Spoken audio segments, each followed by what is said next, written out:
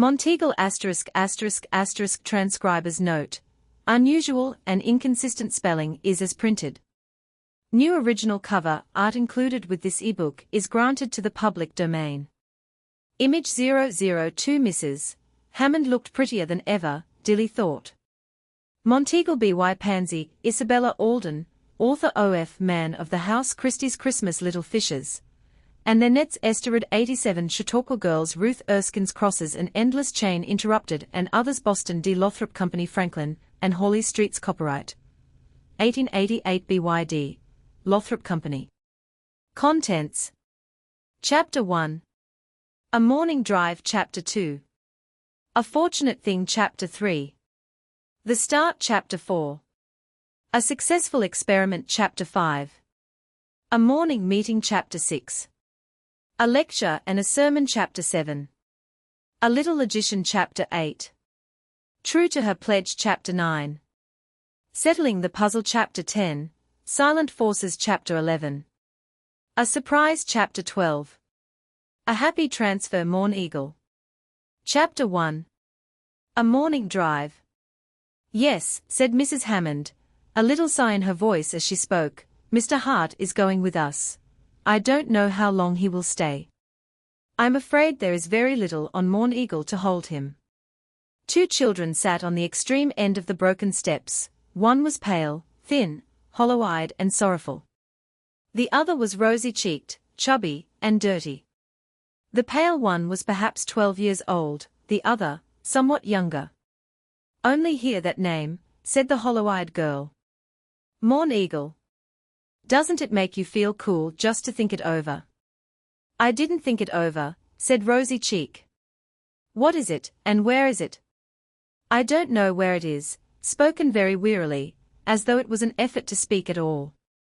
In heaven, maybe, the word sounds like it. Monteagle. It must be high, and cool, and still. I wonder what it feels like to be cool and still. Oh, how hot it is. Oh dear me. There was such a world of longing and weariness in the sentence, that Mrs. Hammond turned and looked curiously at the girl, then uttered a little exclamation of surprise, and perhaps dismay.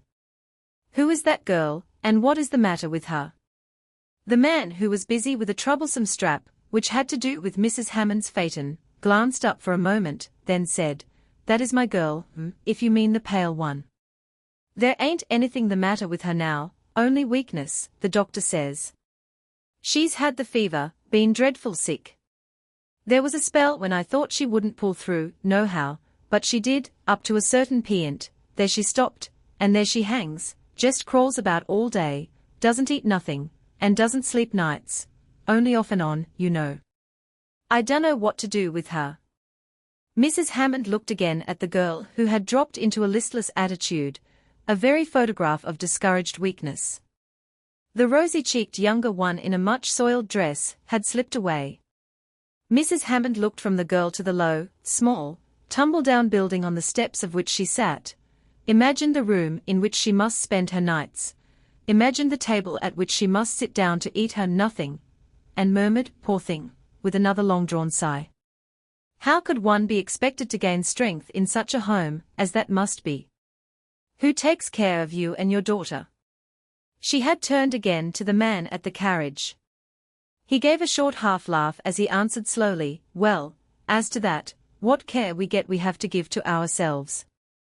Her and me live alone, since the boy went to work for his board, at the meat market. I've took care of her the best I could, since she got on her feet again, and when she was sick, the neighbors was kind. The doctor was, too, uncommon kind, stayed the most of 2 nights himself, and brought his woman once or twice to see her, but she's gone now, up to Monteagle, along with the rest of the world. I suppose it is cool up there. Yes, said Mrs. Hammond, with another sigh. It is cool there, poor thing. I don't see how she is ever to get well in such a place. This last, in undertone, then louder, she is northern-born, too, I think you said. Who, the girl? Oh yes, we are from the north. It was the man's turn to sigh now. We come down here to try the climate for her mother, but it didn't do, we came too late, or something. The mother died the very next summer, and we've had to pull along alone. There, I think that buckle is all right now, it won't come out again of itself in a hurry. It's lucky I happened to be around, it might have made you trouble. Why no, I don't want no pay for a job like that, it didn't take 10 minutes, and it ain't in my line anyhow. What can she do when she is well? Asked Mrs. Hammond, holding out the shining silver. What, my girl? Why, as to that, I dunno as she can be said to know how to do anything. She works along as well as she can, and we make out to live, but you see it is pretty nigh 4 years since her mother died, and she was a young thing then. She ain't had no chance. I ain't got no change, Miss Hammond, and I don't want no pay, neither. I don't want change, Mr. West, it is worth $1 to me to know that all the buckles and straps are in order. I shall leave that matter of hauling the dirt in your hands, then. It can be done just as well while I am away, Mr. Hart will be back and forth, I presume, and he can direct you if you need any directions. Good morning. And the little pony Phaeton drove away. As the fat little white pony carefully drew the carriage around the curve, his mistress heard a weak, petulant voice say, "Oh, father, it is so hot. I don't know what to do." "Poor thing," said Mrs. Hammond for the third time. "I don't know what she will do. It is very warm indeed. She thinks Monteagle sounds like heaven. I presume it would seem almost like heaven to her. If there was anything she could do," and then Mrs. Hammond looked at her watch, and spoke sharply to the fat pony, and they went home at a brisk trot. It was a lovely home. Before even the pony turned in at the tree-lined carriage drive which wound quite around the house, you would have known by the air of quiet elegance which hung gracefully over everything in sight, that you were coming to a home that commanded money and culture. In the wide handsome hall everything was in order, and the rooms opening from them were cool, and dark, and elegant. Yet Mrs. Hammond, as she dropped sun hat and umbrella on a white sofa, and trailed her white morning shawl over the soft carpet toward an easy chair, said, "Oh dear. It is warm everywhere. I wish we were on the mountain this minute." Even as she spoke, she thought of that hollow-eyed West girl again. When, after a few minutes of rest, she mounted the long winding flight of stairs to the nursery, the sight which met her eyes was not calculated to cool her. Miss Ethel Hammond was on an investigating tour. At this particular minute she belonged in a wide white crib rolled into the coolest, shadiest corner of the northwestern veranda, eyes closed, lovely face shaded from intruding bugs and flies by a network of delicate creamy lace, and Jeanette, the nurse, within easy range of the treasure. Where Jeanette was just now, was not apparent, but Miss Ethel was certainly not in her crib. Her eyes were very wide open, and she had the room to herself.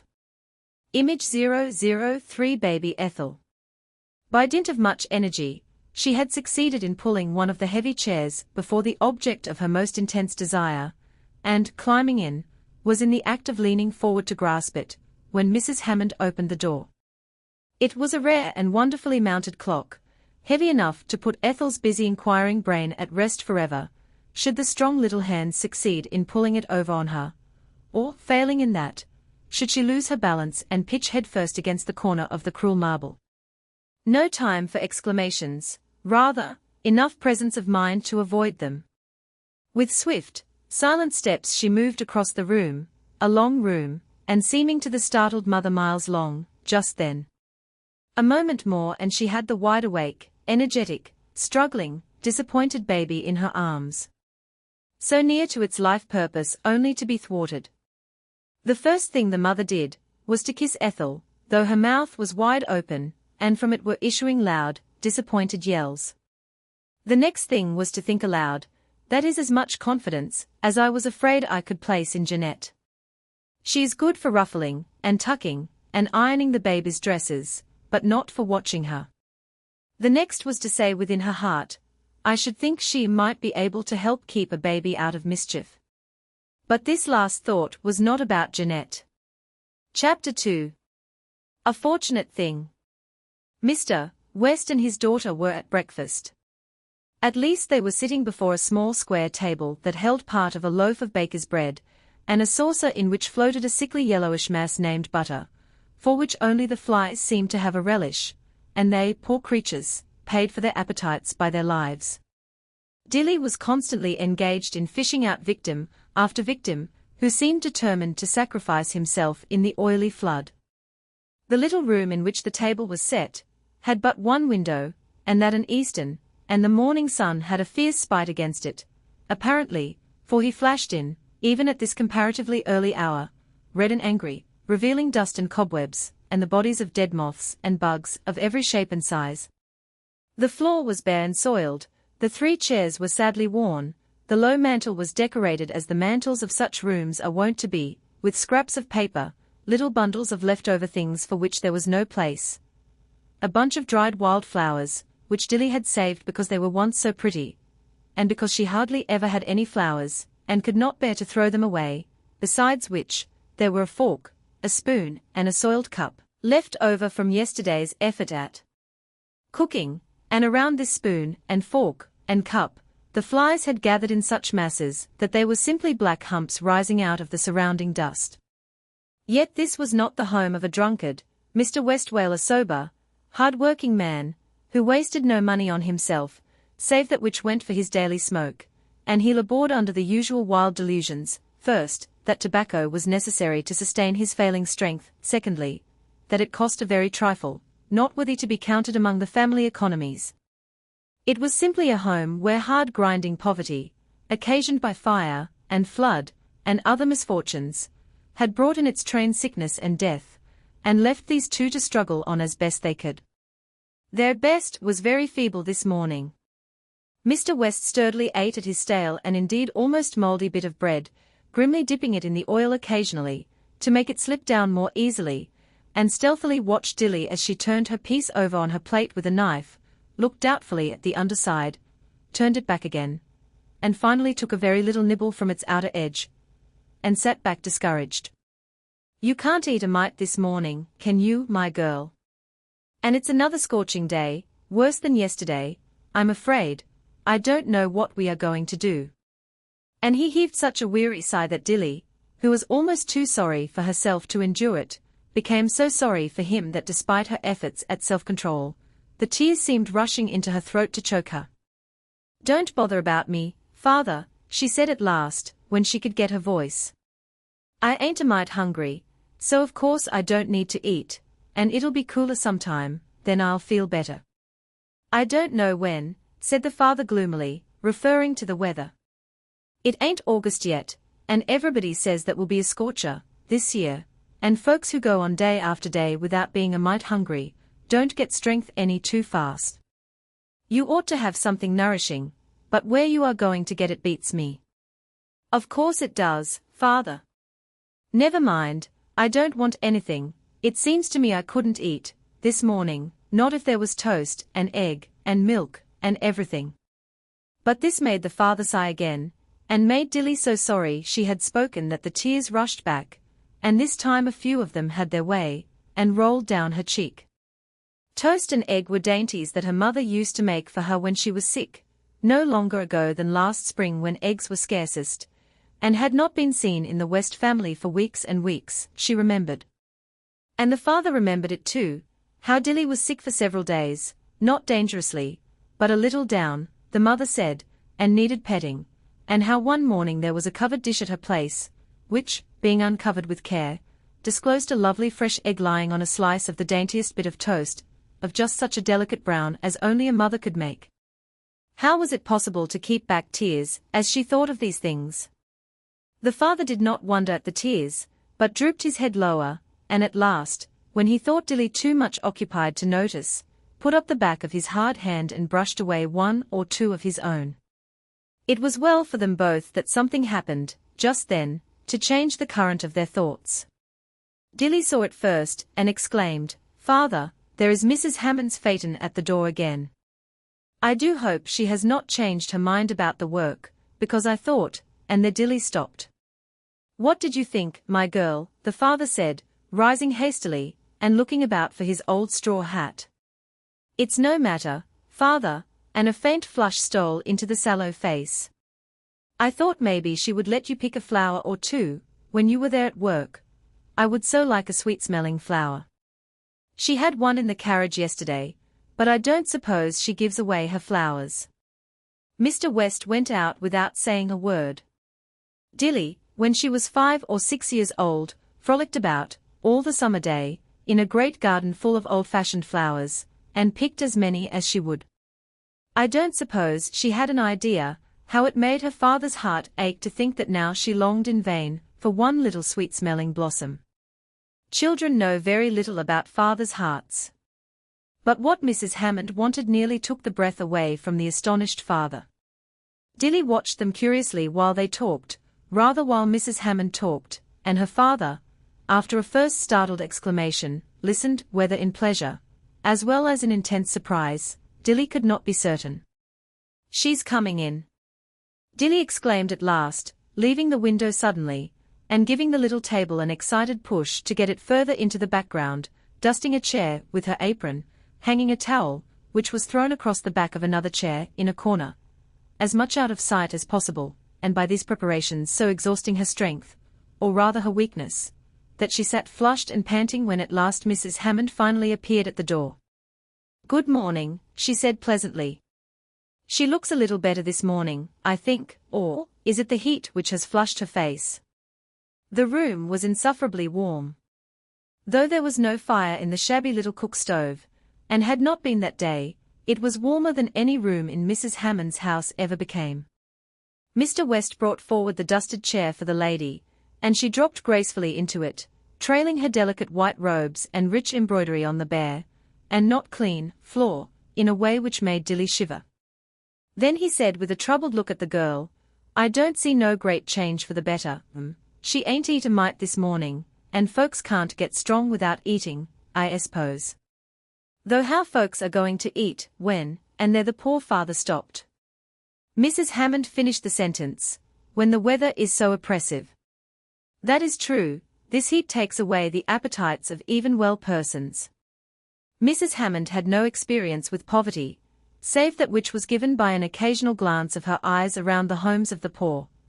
And though she thought she understood all about it, I cannot describe to you how shocked she would have been, had she known that a dry and nearly mouldy piece of bread was the only temptation to eat which had been before Dilly that morning.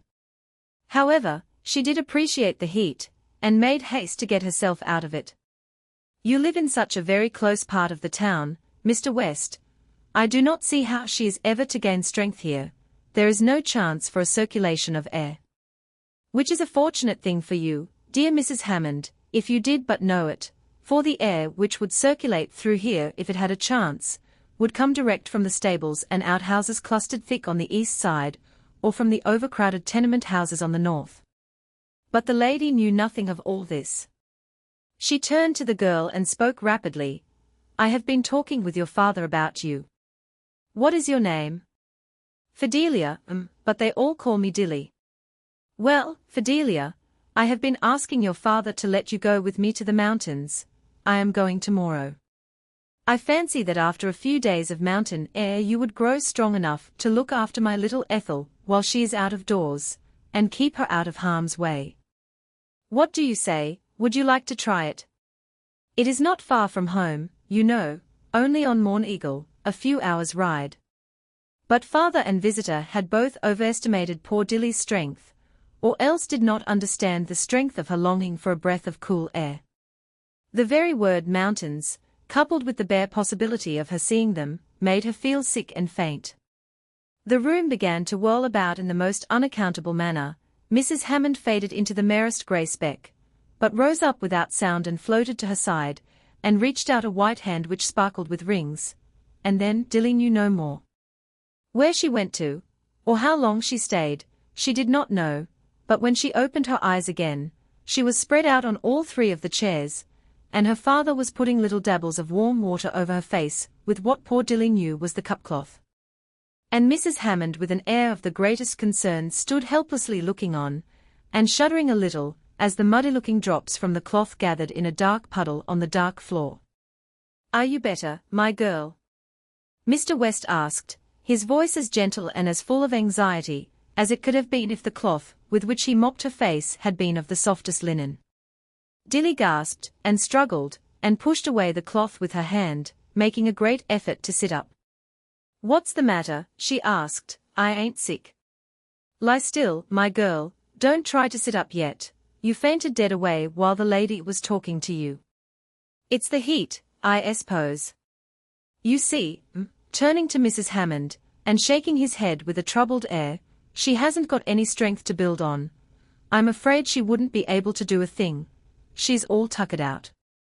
There was the deepest anxiety in his voice. It was clear that the thought of the mountain air had touched the only ray of hope for his girl which this father's heart had left, yet he must be honest, and own that he did not believe she could be of use. She would try her level best, and before she was sick she was as handy a little woman as could be found, and she is fond of little folks, and as good as gold to them, but the fever has burnt all the life out of her. You see how it is." "Yes," said Mrs. Hammond, with sudden energy, "I see how it is, and I see she will get no strength so long as she stays here. I think you would do well, Mr. West, to get her ready to go with me tomorrow morning. I am going to take the early train, to avoid as much of the heat as possible. I think the mountain air will help her, in fact, I am almost sure of it. Wouldn't you like to try it, my poor girl?" "Oh," said Dilly, drawing a long tremulous sigh, and turning a pair of great earnest eyes which were now dim with a film of tears, full on the lady's face. "I can't think it is possible that I could go. It would be almost like going to heaven." "You shall go, poor child," Mrs. Hammond said, and she felt the tears starting in her own eyes. "Mr. West, I feel sure it is the thing to do. Your daughter will die, I am afraid, if she has not a change." She was moving toward the door as she spoke, for Dilly had now quite recovered, and had struggled to a seat on one chair. Mr. West followed the lady, with a strange light in his eyes, and yet with a look of intense perplexity on his face. "I'm sure," he said, "that it would be a wonderful chance for her, but I don't know, after all, as I can do it. Her clothes, you see, I don't know much about such things. Only I know she has got along with almost nothing ever since the sickness and the hard times. And she has been sick now for 6 weeks or more, and I couldn't get no washing done hardly, and you see how it is, the poor child's mother is gone." For this last sentence, he sunk his voice almost to a whisper. Mrs. Hammond, who was by this time on the steps, turned and looked thoughtfully again at Dilly. "How old is she?" "Going on 13, she was 12 early in the spring."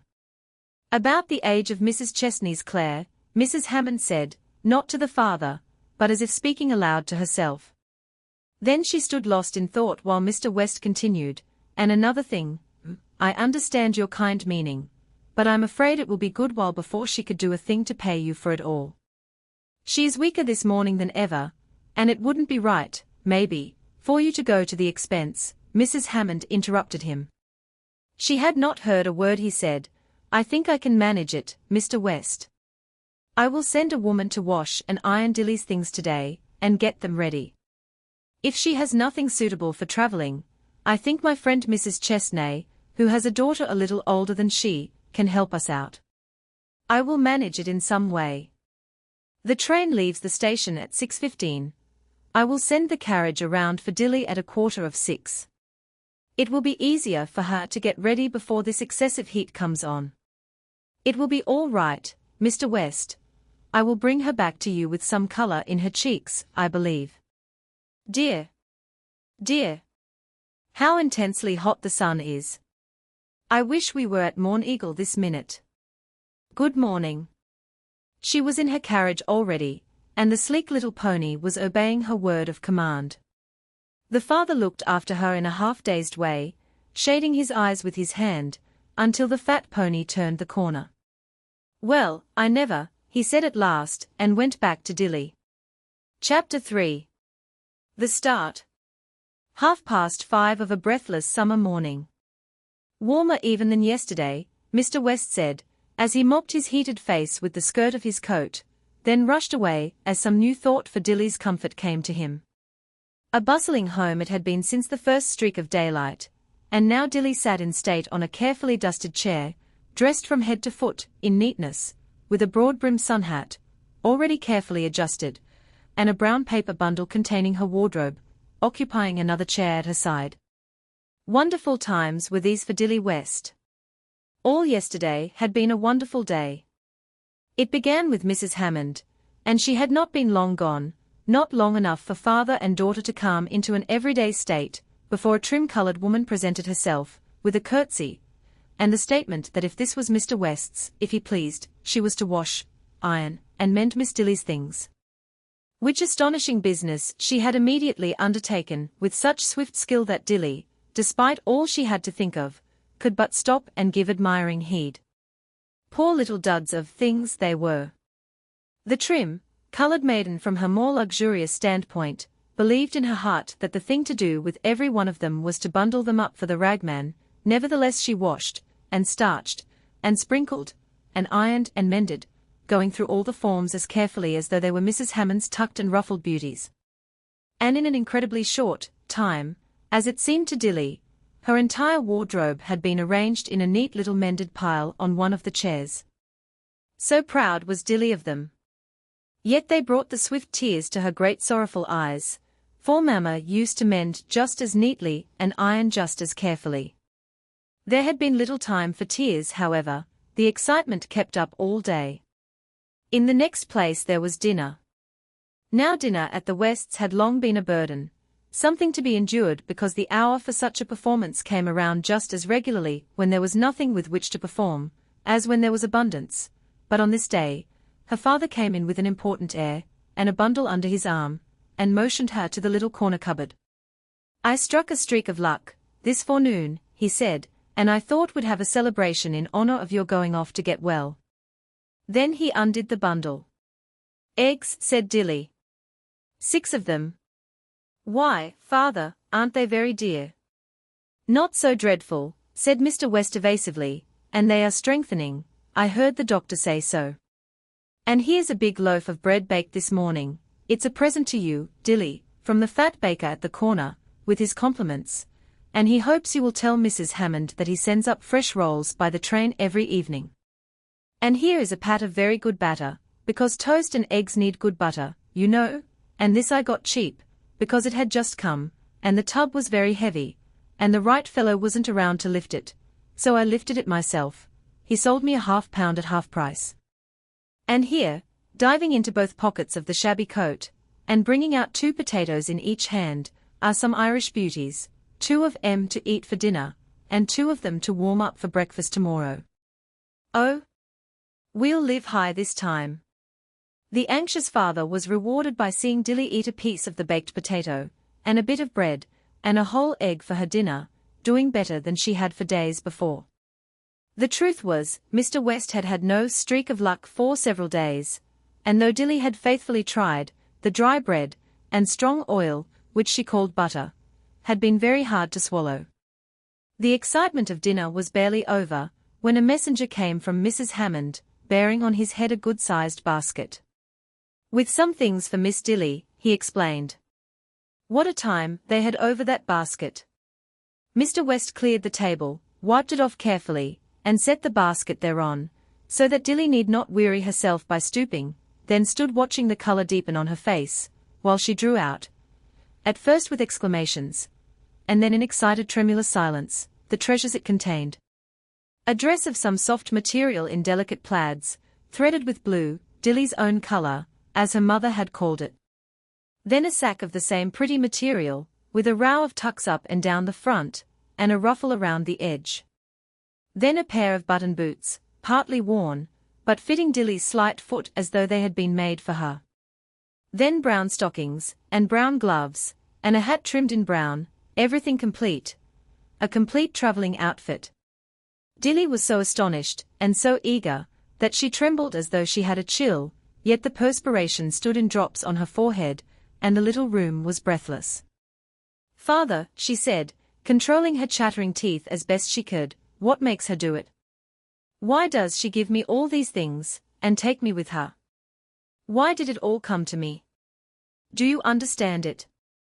"I guess, my girl," said the father, stroking her brown hair back from her wet forehead, "I think maybe the Lord saw that something had got to come now, or you would be slipping away and leaving father all alone. I bless the Lord with all my soul that he has come to our help. It has cut me to the heart, Dilly, to see you failing, and me not being able to do for you, and yet things are queer. The first lift I've had toward giving you a decent meal has been this morning. Things all come in a heap, somehow. Our troubles did, you know. Well, they lived through the day and all its excitements, and had the toast and eggs and warmed up potatoes for breakfast, and despite the heated air and the excitement, Dilly had forced herself to eat, because it would disappoint her father if she did not. And now everything was ready, and the carriage was being waited for. A carriage to come for me, said Dilly. Father, only think how queer. And then it came, whirling around the corner, drawing up, in a gleam of silver-mounted harness, and sunshine, the horses tossing their beautiful necks, as though hot weather was of no consequence to them. The children from all the little tumble-down houses in the thickly settled neighborhood swarmed to doors and windows to view the sight. Mothers with babies in their arms came to the doorsteps to see her off. The driver got down and opened the carriage door, while he explained to the father that Mrs. Hammond had already been set down at the depot. My, said Mrs. Jenkins, the nearest neighbor, getting a glimpse of Dilly's fluttering ribbons and buttoned boots. How fine we do look. I declare, if the little piece hasn't got gloves on. Then she went in and slammed the door. It was not that she bore poor Dilly any ill will, but Mrs. Jenkins had 5 children, and found it hard work to get them enough to eat. Still, they were all well and hearty. Up to yesterday, she had been superior in station to the Wests, and had pitied them, and done them a kind turn when she could, but this rise in their fortunes was too much for her nerves. At last the carriage door was shut, and Dilly, having hung about her father's neck and kissed him, and cried, and said she was sorry she was going away to leave him alone, and having been assured for the 10th time that he was glad she was going, she rolled away in state. Poor thing, said Mrs. Potter, the neighbor across the street. I declare, I'm glad for her. I did think the first time she went away from that door it would be in her coffin. There comes the Hammond carriage again, said a depot lounger, as the carriage drew up. I wonder who's come now. I thought all the people, and bandboxes, and bundles, and style, had got here. What more he might have said, was stopped by the sudden rush past him of Mr. Hart Hammond, who threw open the carriage door, and held out his hand to help Dilly. Here we are, he said briskly. Not much time to spare. Go in that way, you will find my mother. I'll attend to the luggage. Ain't that Jim West's girl? Asked the lounger of one of his mates. My eyes. Ain't she rigged up? I hardly knew her. What streak of luck has struck her, I wonder? She looks as pale as a sheet, most as though she ought to be carried around in a coffin.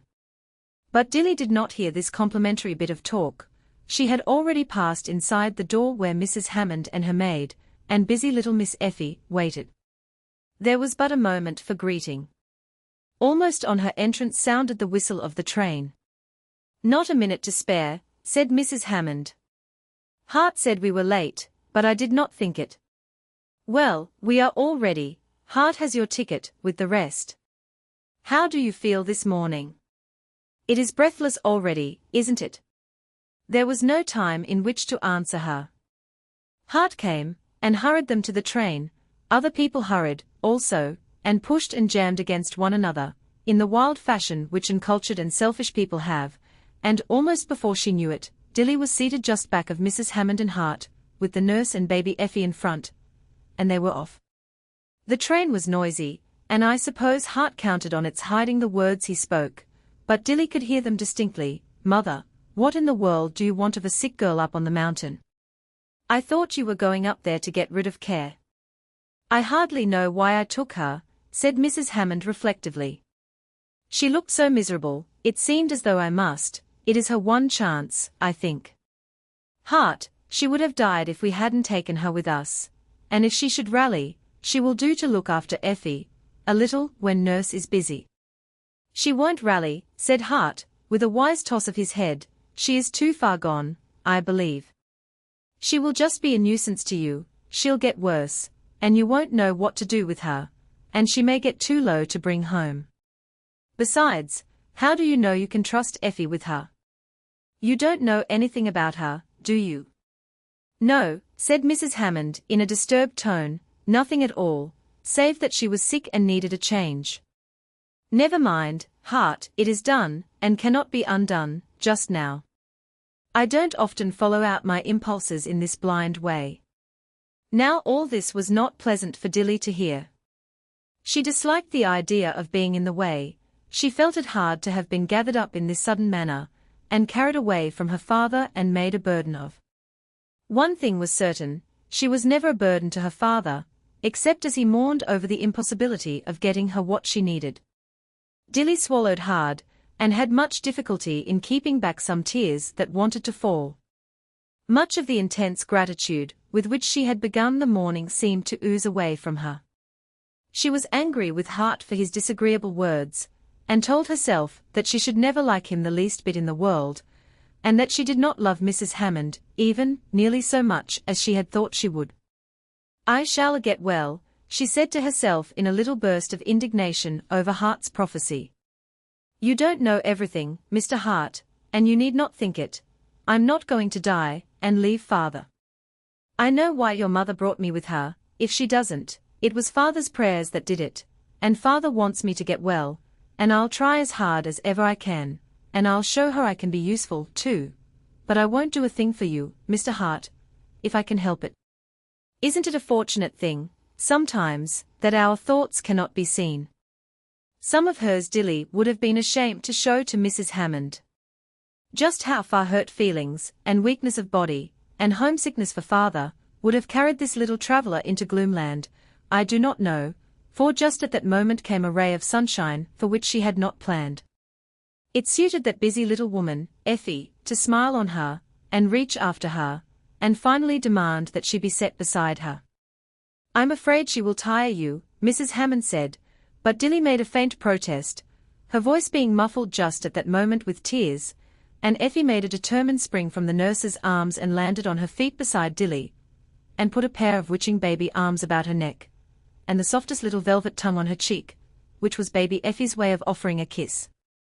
Effie takes a fancy to her if you do not, Mrs. Hammond said to Hart, as Dilly smiled, and returned the kiss with great tenderness, and even roused herself to play peek-a-boo behind her glove, at Effie.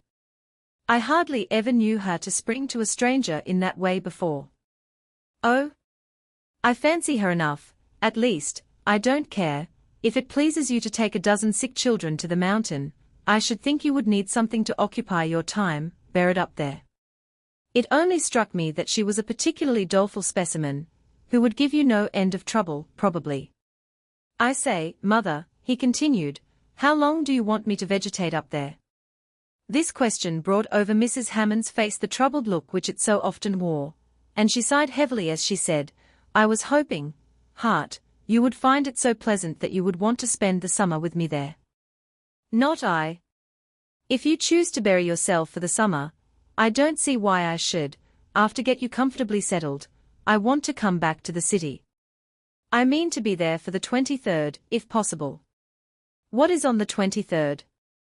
The quick, anxious tone in which Mrs. Hammond spoke would have told a careful observer that she was used to being on the watch for all sorts of annoyances, with which in one way and another this handsome young son of hers was connected.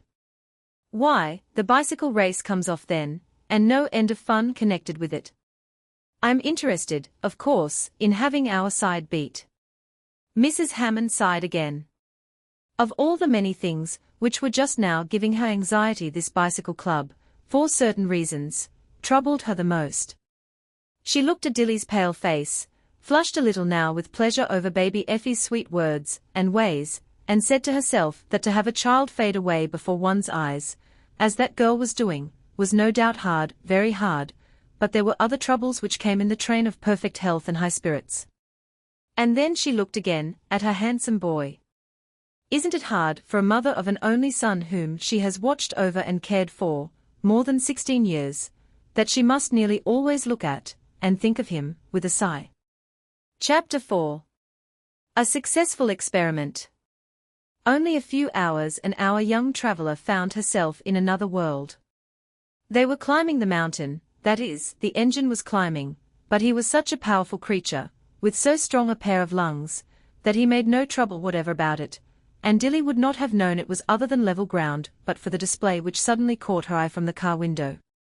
A deep, deep gorge, so deep that there seemed to her to be no bottom, and apparently it grew deeper every moment, as indeed it did, for she ascended higher. As for the picture spread around her, the lovely greens of the distant trees, the play of sunlight and shadow near at hand, the trickling of water down the mountain side, it would have been of no use for Dilly to try to describe it. It is almost as little use for me to try to tell how it made her feel. She drew deep breaths occasionally, and a lovely pink color spread over her face, but for the rest, she was still. Ethel invited her to a frolic in vain. The solemn mountains had gotten possession of her. "She is an appreciative little thing," said Mrs. Hammond to her son. "Look at her face." There was an amused smile on Hart's face. He thought it absurdly impossible that a child, like Dilly, could appreciate mountain scenery. Nevertheless he turned at his mother's word and looked at her face. Presently he arose and took the vacant seat beside her, Ethel having been carried away by the nurse. "What do you think of it?" Dilly started, and trembled with surprise and excitement, as she turned toward him. Her cheeks were glowing, her eyes were bright, but there were tears in them. "I never saw a mountain before," she said. "I didn't think they looked like this." "What did you think they looked like?" "Oh, I don't know, I can't tell at all, but I didn't suppose they quite touched the sky, and I didn't think the shadows were all colors, nor that they made you feel so." "How do they make you feel?" There was a faint smile on Dilly's face. "I can't tell that, either. I don't know how to tell things." "Try," persisted Hart. "I have seen mountains all my life, and I have forgotten how they made me feel when I first saw them. I want to know what the feeling is." "They make me," said Dilly, in a slow, awe-stricken tone, "they make me think of God." It was Hart's turn to start, now, and to give her a very surprised look. It was not at all the answer he had expected. He was silent because he really could not think of a proper reply, but to himself he said, "She is a queer little specimen, I guess, not one of the usual sort. It may be worth while to have a little fun with her." Then, aloud, after a moment, "This view is nothing, compared with what you will see when we reach the top. They can get up some wonderful sights up here. I wonder what you would think of sunset on Table Rock, since your taste runs in that direction." "What is it like?" asked Dilly after a moment of timid waiting. She was a good deal surprised to find herself talking with this young man, with whom she had resolved so recently to have nothing to do. He laughed, not unpleasantly. "Oh, don't ask me. Sunsets are not in my line. I haven't been to see one of them in 3 years. Worn out, you know. But I remember having a queer sort of feeling the first time I saw the exhibition. It wasn't hard to fancy that up there behind the crimson and gold was a door, partly open, which might, if you could only contrive to get up there, let a fellow slip into heaven before the angels knew what they were about." Dilly looked a trifle shocked, a good deal excited, and wholly interested. She had never heard any one talk so about heaven before. She had never seen a sunset which gave her any such feeling. "I would like to see it," she said, clasping her hands, and speaking in a sort of fever of suppressed excitement. "Oh, you'll see it, without any doubt.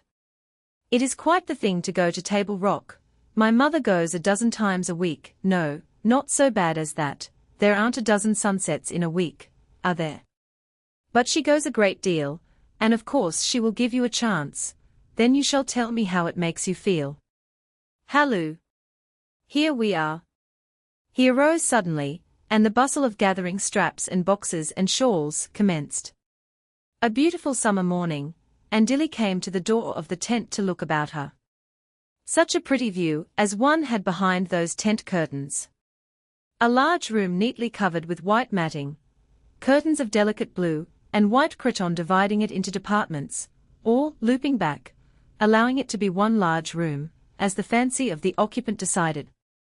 Curtains of creamy lace, drawn at will in front of the opening, shut out the too curious gaze of passers-by, when one chose not to let them gaze.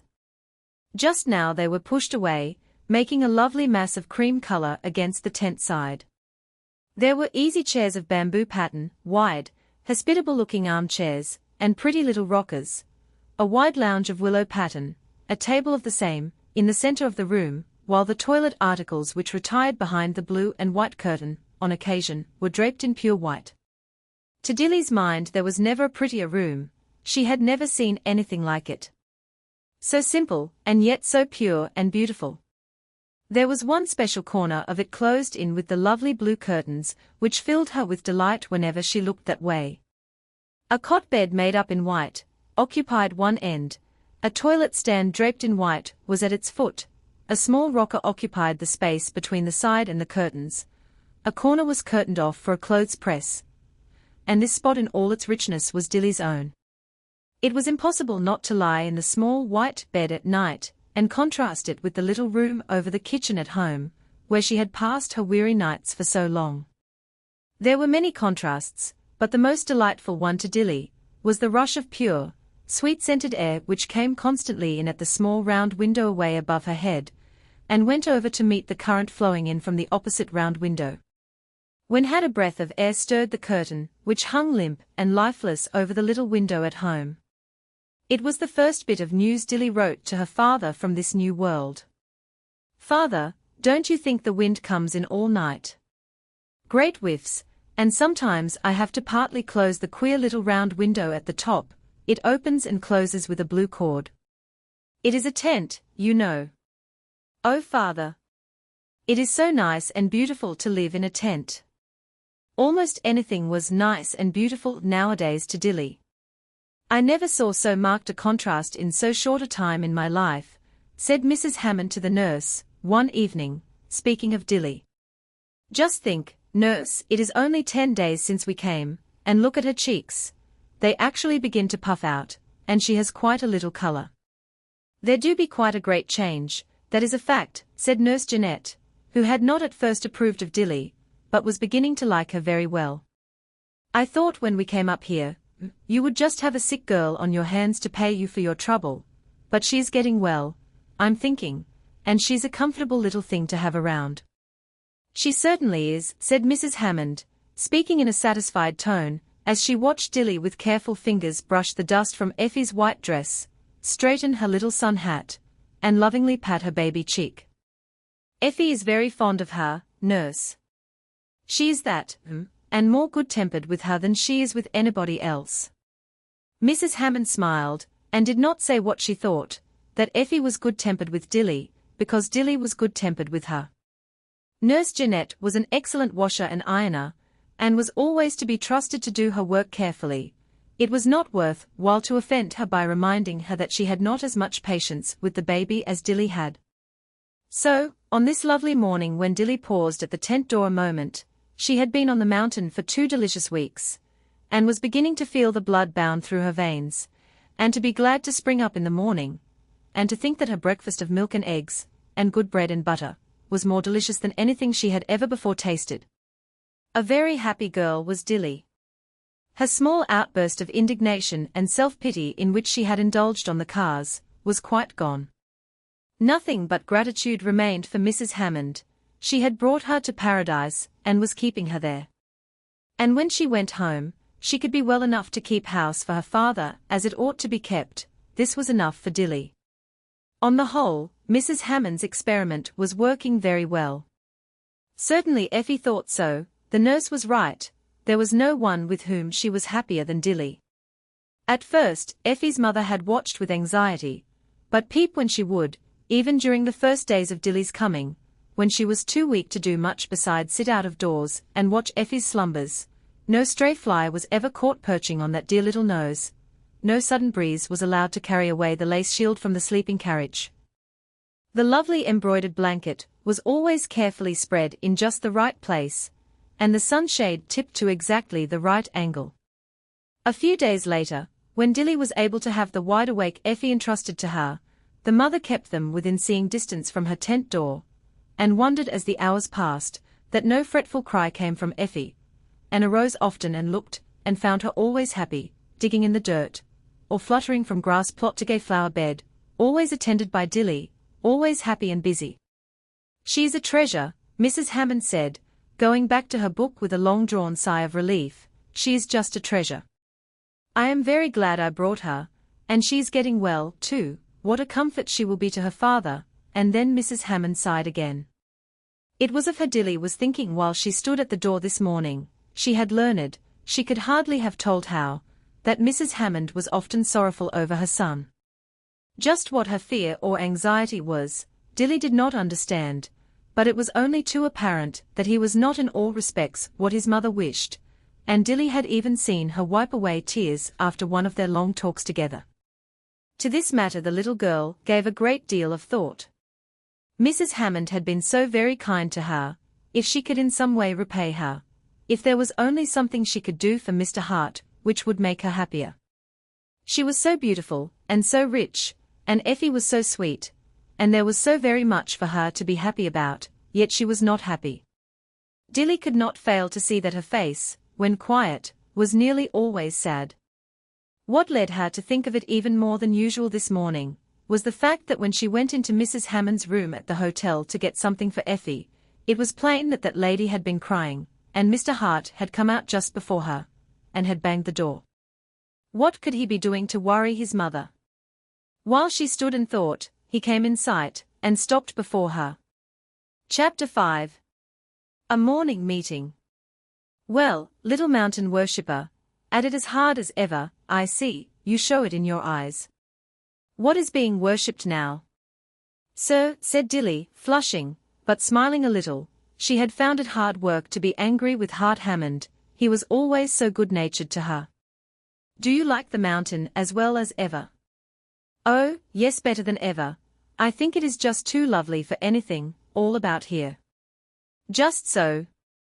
I never heard of a girl who didn't express herself in just exactly that way.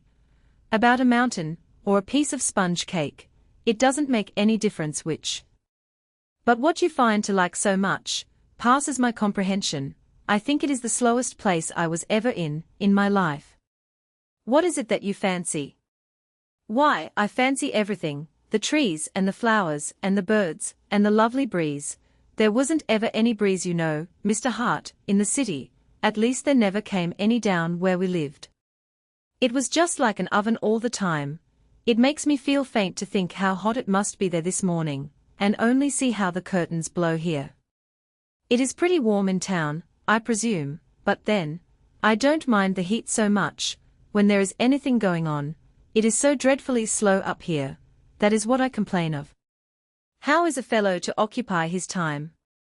Isn't there a meeting most all the time down there where the big open building is?" Dilly asked the question somewhat timidly. She was now on ground of which she knew very little. She had been to no meeting since she came. She had very little idea of what sort they were. Sometimes distant strains of music floated to her when she was out with Effie, and she often saw crowds of prettily dressed people hurrying by, and caught bits of talk about this speaker and that song.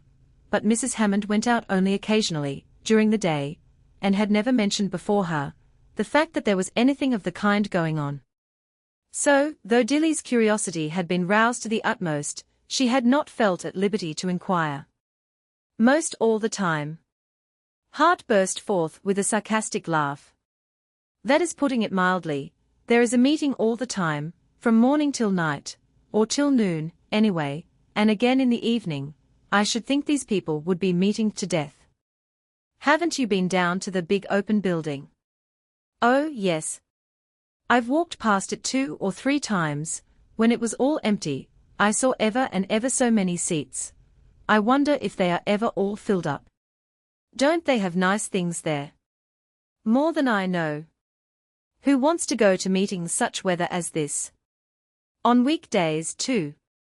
Do you say you have never been to one of them?" Dilly made haste to shut away a little sigh into her heart. What right had she to sigh, when so many wonderful blessings had come to her lot? Fresh mountain air, a cool room to sleep in every night, and constantly nice cool things to eat. "Oh, no.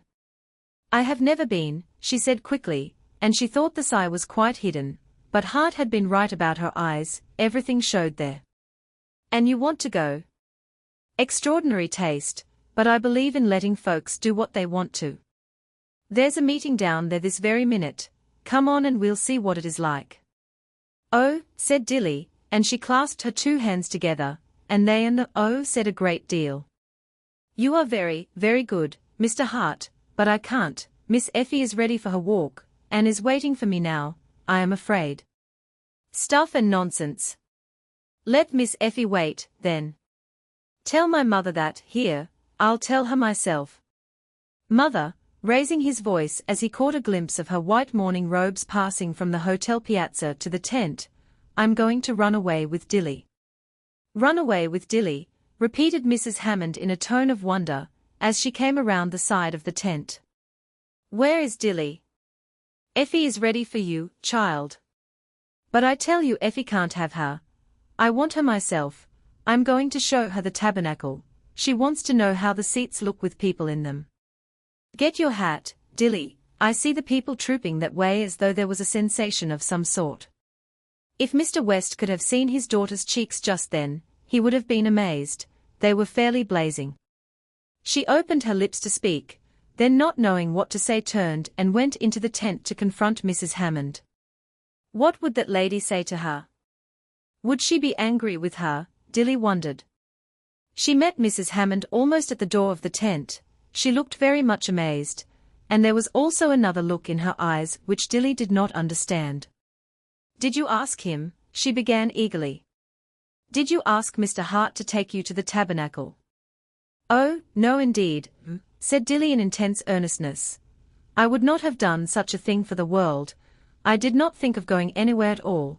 He was just saying he liked to be where things were going on, and I asked him if there wasn't a meeting of some kind at the big building where all the seats are.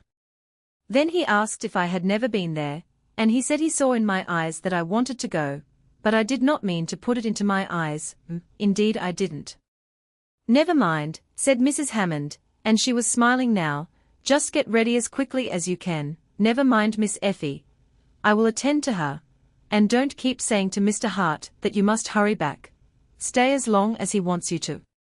And while the much bewildered Dilly ran for hat and gloves, Mrs. Hammond looking fondly out at Hart, as he sauntered about, making little hollows in the soil with the toe of his polished boot, said, if this new fancy would only hold him until the 11 o'clock train goes out, I should have one day more of peace. But it is too much to hope for. Out came Dilly, looking very neat and very happy, despite the bewilderment and embarrassment of the occasion. Give her a chance to look at everything, Hart. It is very kind in you to take the trouble. Hart laughed good-naturedly. He thought himself that the situation was queer. What would the fellows think to see him tramping off to a morning camp meeting with his baby sister's maid? He hardly understood his own motive, only she was such a queer little thing, this Dilly, with her flashing eyes and her eager ways, and her intense love for the mountains, and the clouds, and all the new sights and sounds. There were plenty of new sights to hold her eyes this morning. Men and women and children, large and small, were gathering from all parts of the grounds, making speed toward the building, diving down the steps with apparent eagerness, and being lost to sight in the distance. They are all in haste to get the best seat. There is only one best seat, by their actions, and each one is determined to have it. That isn't the way they act in a religious meeting, is it, Dilly? There, the people all want to get as far from the front as possible. Do they? Asked Dilly, laughing. I never saw people try to do that in church on Sundays. Oh? On Sundays they generally own their pews and go to them. But when I was a little fellow I had a Scotch nurse, who took me to prayer meeting on Thursday evening as often as she got a chance. I used to rather like to go for the sake of being with Nurse Campbell, but the people acted the queerest, I thought. Slipping in as though they were half ashamed of themselves for being there at all, taking the farthest possible seat from the minister, and no amount of coaxing on his part could induce them to come to the front. What made them act that way? Couldn't say. It was a problem over which I studied in my young and innocent days, but I have never solved it. I haven't been to prayer meetings much lately, got caught once or twice by accident, and they always seem to me the most doleful places in the world. People who frequent them seem to do it as a sort of penance. They are sorry when the bell rings, and look glad when the last Amen is said. That is my experience of prayer meetings. What is yours? I haven't any, said Dilly. Mother wasn't ever well enough to go, since I can remember, and I always stayed with her. Then, after she went away, Father would not leave me alone, but I have a feeling that my father went to prayer meeting because he liked to go. Did, eh? Well, he was peculiar, I guess. I never saw any people who acted as though they liked to go. Nurse Campbell liked the fun of getting out, and having a pleasant walk, and shaking hands with a few of her mates, but she always looked pleased when the meeting was over. Here we are at the tabernacle. And then they plunged down that flight of steps, and Dilly saw why the people in the distance had been so suddenly lost to sight. They had gone, as many as could, beyond the rows of seats which stretched tier on tier to the very top, and seated themselves in the long wide level space, also filled with pews. Even the broad aisles were, on this morning, crowded with chairs which late-comers took eagerly. Very little space left below. Those who came after this must be content with seats in the circle. They could see just as well there, if they only thought so, said Hart, but every one feels greedy to get the best place. There's a spot just the other side of that post, an excellent place for a view, but the people do not know it. Let us make for those 2 seats. Then we will be greedy, too, answered Dilly in a soft and gleeful voice. She was having great fun. What is it they want to see? She whispered as soon as they were settled in the 2 excellent seats, which had somehow been overlooked. Pictures, whispered Hart. A man makes pictures of birds, and bugs, and boys, and any and everything, right before your eyes, and talks about them. Finishes them now while we are looking at him. How can he? I thought it took a long time to make a picture. Depends upon the amount of skill a man has, I suppose. This one they say is a genius. I heard about him when I was north, last summer. I thought then, if ever I had a chance, I would go and hear him, or see him, and I haven't thought of it since, until this morning. I forgot what was going on until I saw the blackboard. That is what he works on, and that one with the tourist's cap on must be he. Dilly had not the least idea what a tourist's cap might be, but she resolved to look hard at whoever should come to the platform, and learn for herself that, and many other things. It was all new ground to her. The level seats which stretched away in front and on either side of her, and back almost as far as her eye could reach, were largely filled with children. Very little bits of people occupied the extreme front, and those a little older were seated just behind them. After that, children of all ages had crowded in. Some of them had grey hairs. We are all children this morning, said a smiling gentleman with cane, and spectacles, and a white beard. He was seated just behind Dilly, and gave her an encouraging smile when she glanced around. Is it a children's meeting? She whispered. I think it must be, Hart said, gazing about curiously. A children's meeting all the grown people are determined to attend. Look at that old lady in the armchair, she must be nearly 80. Now, Dilly, watch, and you will see what common chalk can do in some people's hands. Chapter 6. A lecture and a sermon. What Dilly saw growing before her astonished eyes was the picture of a little boy. Just a few dashes of the crayon, made quite at random it seemed to her, and there he was, as sweet and pure a boyish face as could have been imagined. Dilly, looking earnestly, suddenly turned and gave such a bewildered, yet delighted, gaze into the face of the young gentleman beside her, that he was seized with a desire to know her thought. What now? What does that handsome little chap say to you? Why, it is your picture, whispered Dilly, the one your mother has in the velvet case on her dressing table. Don't you see how exactly it is like that? The pretty curls, and all, oh. I wish your mother could see this. Not lasting enough, said Hart, composedly. It will fade away with one brush of the hand, see if it doesn't. He would not have let the little girl know that he was strangely touched by her words, nor would he have admitted to her for anything, that he recognized the likeness, but the truth was, that there was something in the sweet mouth, and curly hair, and laughing eyes of the picture, which took him back to his early childhood, and made him almost ready to sigh over his own apparently thoughtless words, not lasting enough. They were truer of the picture before him than he had supposed. Even while he watched, the face began to change. The artist was talking and working. He printed on the board the word, discontent. He told, in a most vivid way, of how this boy, surrounded as he was by all comforts and delights of life, yet let the wicked spirit of discontent come into his life. How he thought it was hidden in his heart, where no one could see, but how mistaken he was, for what grows in the heart paints its picture on the face. "I'll show you how," said the artist. A quick dash of his skilled crayon, and, sure enough, the sweet mouth had lost its sweetness, was a trifle drawn at the corners, and a scowl had gathered on the forehead. Then the word, envy, was printed. A large heart was made with a single sweep of the artist's hand, an ugly serpent grinned within it, and from its mouth appeared to be hissing out those two words, discontent, envy. The brief story of the boy's desire for what was not his own, was told, and the marks which the thought made on his face all unconsciously to him, were plainly shown. Then, the serpent vanity began to get possession of him. His dress was finer than others, his house was grander, his watch was more elegant, sure enough, with a touch, such as Dilly tried in vain to watch, to see in just what it consisted, and the face before her grew more and more unlovely. She would have been sure he was a vain and hateful boy.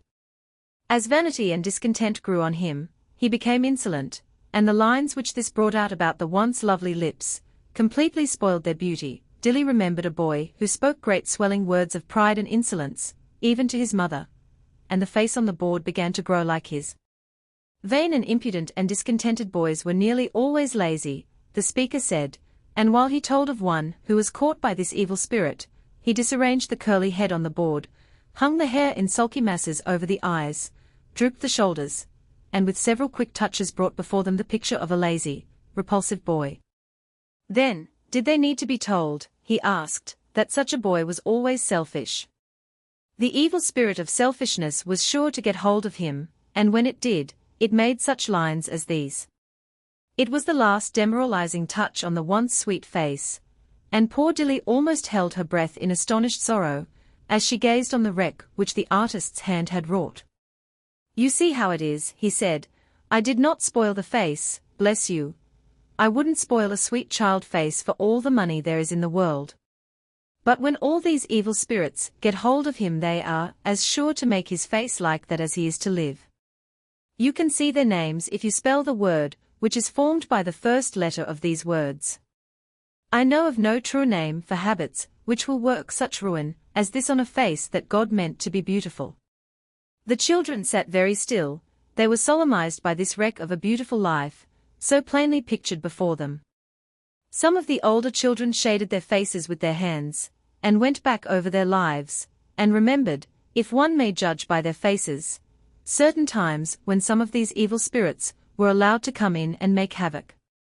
As for poor Dilly, she stole a half-frightened glance at Hart, and wondered if she did really see the drawn look about his mouth, which marked lines of discontent. Certainly his face had changed since the picture was taken which the mother kept in the velvet case. And Dilly had herself seen him do things which she instinctively felt he would not have done if the spirit of selfishness had not been admitted. Were there lines of that in his face? She could not be sure, but she was afraid there were.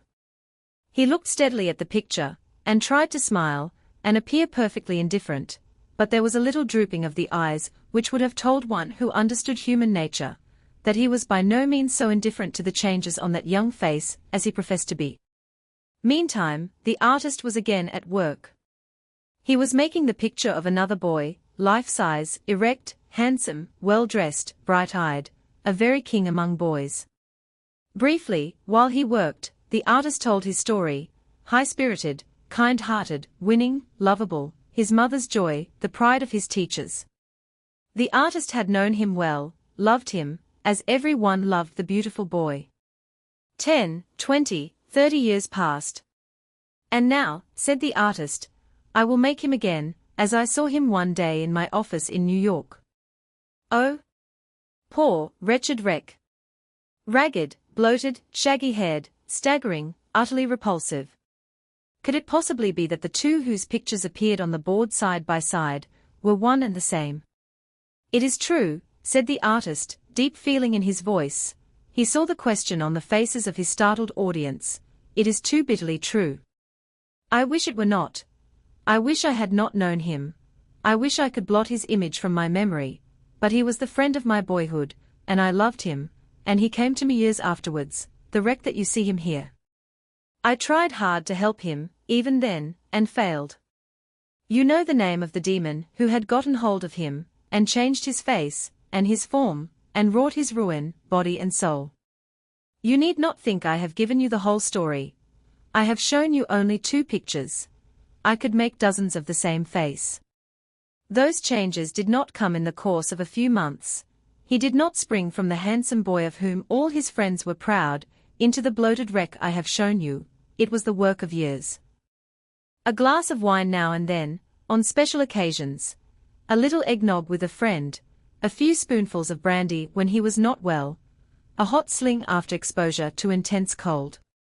Little by little the work was done. I could show you, if I had time, the slight changes which these little indulgences began to make in the handsome face, changes which he did not guess, and few people looked closely enough to see, and only his mother was sure of. Boys, I loved him, and I tried to save him and failed. There was no mistaking the depth of feeling in the speaker's voice. It was a true story he had been telling. Those were photographs on which the people had been gazing. Dilly drew a long, quivering sigh as the artist left the platform, and the audience was dismissed and filed quietly out. She could not get away from the feeling that she had been present at the wrecking of a human life. "There's a temperance lecture for you," said a gentleman passing out just in front of them. Lecture and sermon all in one. I never heard a stronger appeal in my life. Talk about getting that man to amuse the young. I would rather have had my boy hear him and see him this morning than to attend the best temperance lecture that ever was given. "I think that is true," said Dilly, gravely, as soon as they were outside where she dared to talk. "I think what that man said about temperance lectures was true. I don't know how any boy could ever begin to drink anything which had alcohol in it, or to keep on drinking it, if he had begun, after hearing that, do you?" Said Hart, "Phew. It is pretty warm here, I should say. It must be boiling in town. I wonder what time it is. Too late for the train, as sure as preaching. Well, I don't care. I heard her screeching when that fellow was making his picture, but I felt too lazy to start. You see, the spirit of laziness got hold of me then. That was one of his little imps, wasn't it? He's sharp, that fellow is, as sharp as steel, and original too." "And should you think," said Dilly earnestly, still pursuing the train of reasoning which the last picture had awakened, "that anybody who had brains would begin using stuff which might make such dreadful changes in them in just a little while? I know it does. There is an old man, old Jock, they call him. Why, you know old Jock, don't you? He isn't so very old, only he looks so. Father used to know him in the north, and he says there wasn't a finer-looking boy in all the town than he, and now, who would imagine such a thing? I think it is the strangest thing anybody begins to use liquor." Hart gave her a sharp, searching look, but nothing more innocent and earnest than her quiet face could be imagined. "I wonder if his mother lived until he looked like that," she said, her tone very mournful. "Poor mother. I hope she didn't. Perhaps she was a mother who did not care." Hart made an effort to speak in a gay and indifferent tone. Dilly shook her head decidedly. "Oh, I don't think that can be, such a handsome boy as he was. He must have had a mother who cared, and who cried. It is dreadful to make mothers cry. Once," and now her voice was trembling, "once I wanted to go to the woods with some girls, and my mother needed me at home, and I grumbled, and said I didn't see why I could never have any good times like other girls, that none of them had to help their mother's iron. And my mother looked so sad and tired, and when she went into her bedroom I saw the tears coming down her cheeks. I hated myself then, and I ironed all the afternoon as well as I could, and I told mother that night how sorry I was for being cross. But I never had a chance to iron for her again. It was only a few weeks before she died." And now poor Dilly was crying. quietly, attracting no attention, but shedding unmistakable tears. Hart felt very sorry for her, and there was also a remorseful feeling knocking at his heart. He had, more than once, seen the tears in his mother's eyes, and knew that anxiety for him had brought them there. Chapter 7. A Little Logician. It was Sunday afternoon, an August Sunday, bright and beautiful. Very warm, the city papers said, in the next day's report, but on Monteagle a steady wind fluttered the branches of the many trees all day, and the birds were singing merrily. Under the shadow of one of the great old trees, Effie Hammond played about according to her own sweet will, Dilly, on the grass near at hand, an open book in her lap, keeping careful guard over the small feet of her charge. All unknown to them, they thought they were free to go where they pleased, therefore their owner was happy. Hart Hammond, strolling about, uncertain what to do with himself, presently came that way, stopped for a minute to tease little Effie by tickling her nose with one of the long grasses, then came and threw himself on the grass, not far from Dilly. What a tiresomely slow day this is. Seems to me there have been 27 hours since breakfast, each of them 180 minutes long. Dilly smiled faintly. There was a thoughtful look on her face, in fact, a slightly troubled look which gathered again, almost before the smile had faded. It has not seemed so very long to me, she answered gravely. Hasn't? What have you been about? And he gave her face a searching glance, and saw the shadow on it. I went to Sunday school this morning, and since then I have taken care of Effie, and helped Jeanette with the rooms, and done a great many little things. None of them took much time, and yet all of them together took all the time there was. Just so, and didn't give you a chance to see how slow it was going, nor how stupid everything was. I'd give $1 an hour if I had something regular and sensible to do. Then I should think you would find it right away. There are ever so many things that seem to want doing. Hart laughed a little, a sort of superior air, as though he realized that he was talking with a person who knew very little about the things which belonged to his world. What are some of them? Oh, I don't know, hundreds of things which would help other people, and make the world a great deal nicer place than it is. Seems to me if I were a man, I would do a great many nice things, but I don't know, I might not. I don't do all I could now, being a little girl, and that is a sign, I suppose, that I would not be any better if I were a man. Mr. Hart, why do you suppose it is that people don't go right straight to Jesus when they feel him drawing them, and begin work for him? Hart Hammond rolled over a little on the grass, changing his position so that he could look full into Dilly's face, then said, with astonished emphasis, What? Why, you know the promise he made, that if he was lifted up, he would draw everybody to him, and of course he has kept his promise, and I say, why doesn't everybody go to him? She was in very intense earnest.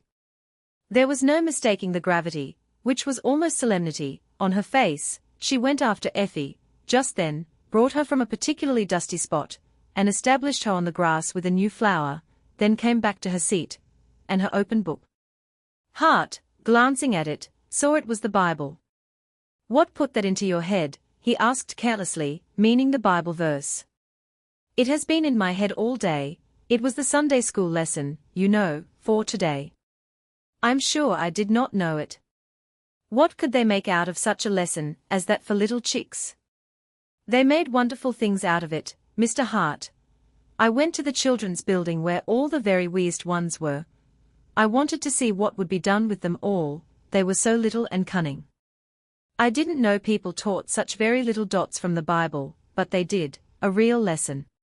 First there was an arch for the promise, then there was a picture of the world, with the cross on it up in one corner, and rays of light reaching from it all over the world. Then the teacher marked off one tiny spot for Monteagle, and made dots for the little folks in her class, and told them the light from the cross was shining right on them today, that Jesus was drawing them to come to him, and then she said how very, very sad it was that some of them would not come. And they understood what she was talking about as well, I suppose, as though she had addressed them in Greek, replied skeptical Hart, smiling. Oh? They understood. I don't make it plain to you, I suppose, because I don't know how, but that teacher knew. She made it just as plain to those little bits of children what it was to go to Jesus, as I should make plain to Effie what I wanted if I should ask her to run to Mama in her room at the hotel. That was what astonished me so much. I always thought, said Dilly, looking down at her Bible, her cheeks growing a rosy pink, that being a Christian was something which belonged to older people, to men and women, and that girls so young as I needn't think about such things. But that teacher talked to those little bits of children as though they were hurting the Lord Jesus every day, when they refused to think about him or try to please him, and after all, it seems sensible, for Effie, baby as she is, makes your mother look very much troubled when she puts on that determined little look and stands perfectly still, after she has called her to come. Why shouldn't Jesus care? You are getting into very deep theological waters, my small woman, I am afraid, said Hart, trying to look wise, and at the same time, unconcerned. What is going to Jesus? That is a kind of cant expression which one hears a good deal of in Sunday school, but how many of those children, do you suppose, know what it means? Effie, there, understands perfectly well when Mama calls her, that she ought to go, but this is a very different matter. They understood, said Dilly, confidently. She asked all who knew what it was to go to Jesus, to raise their hands, and ever so many little bits of children raised theirs. Then she questioned some of the youngest. One boy said it was to want to please him. Another said it was to do just as you thought he would do if he were here. Another said it was to turn right square around and leave all your bads behind you. And a little bit of a girl said it was to love him so much that you wouldn't do anything to make him feel bad, for the world. Oh! They knew. Then she got them to tell of ways in which they had been called, or drawn, to Jesus, and it was just wonderful to hear the little things. Some told what their fathers had said, and some spoke of their teachers, and mothers, and 2 boys said their little sister had asked them to turn over a new leaf, and one little girl said her Mama had asked her to meet her in heaven. My mother asked me to be sure to do that. Dilly's voice had dropped lower and lower, and with this last sentence it trembled and her eyes filled with tears. Well, said Hart, kindly, wanting to comfort her, you mean to, I suppose. I don't know. I haven't thought much about it, only when I was sick, and then I was too miserable to think of anything, much, but myself. Oh? I meant to, some day, but that teacher told those little boys and girls that they were not one of them too young to begin, and that today was the only time they were sure of. I think it is very unwise to try to scare little folks in that way, said Hart, looking wise and reproving. Oh? They were not scared. She did not say it in that way, only she made it plain to them that it was true, and of course it is, because, when you stop to think about it, how can anybody be sure of being here tomorrow, and even if one was sure, what is the use in waiting? There really seemed to be but one sensible answer to make to this. Hart thought it over for some seconds, and at last said, with a good-natured laugh, all right, what do you wait for, then? That is just it. Dilly did not laugh, but kept her troubled look. Why don't I say right away that I am going, from this minute, to belong to Jesus, and serve him the best I know how? Why doesn't everybody say it, Mr. Hart? Well, said Hart, rolling himself over again, and settling it in his own mind that he would leave this part of the ground in a very few minutes. The theory is, you know, that old Satan himself is at the bottom of all our wickednesses, this among the number. Do you suppose he is trying to manage me? Dilly's tone was awe-stricken. Do you really think it is Satan telling me that I don't understand enough about things to settle them, that, at least, I would better wait till I get home and see what Father says? Haven't a doubt, but that the old fellow is interested in you, if all that is said of him is true. I hate to be managed by him, said Dilly, intense scorn in her voice, and much emphasis laid on the pronoun him. Hart was exceedingly amused. Dilly seemed to him to be the very oddest little girl in the world. On the whole, then, he said, rising, perhaps, you would do well to give him the slip. Why, of course, everybody would, but it is so queer that we don't. Did you see the picture this morning, Mr. Hart? Picture, said Hart, sitting down again. I saw nothing this morning but the bed. What picture was there? Why, that same man made a picture on the blackboard in the tabernacle, in the big Sunday school, you know, after the other was over. He made the lesson all out in a picture and a story. The story was about a desert where nothing grew, and it was very warm and very dreary, and one day an angel planted a seed, and a tree grew up.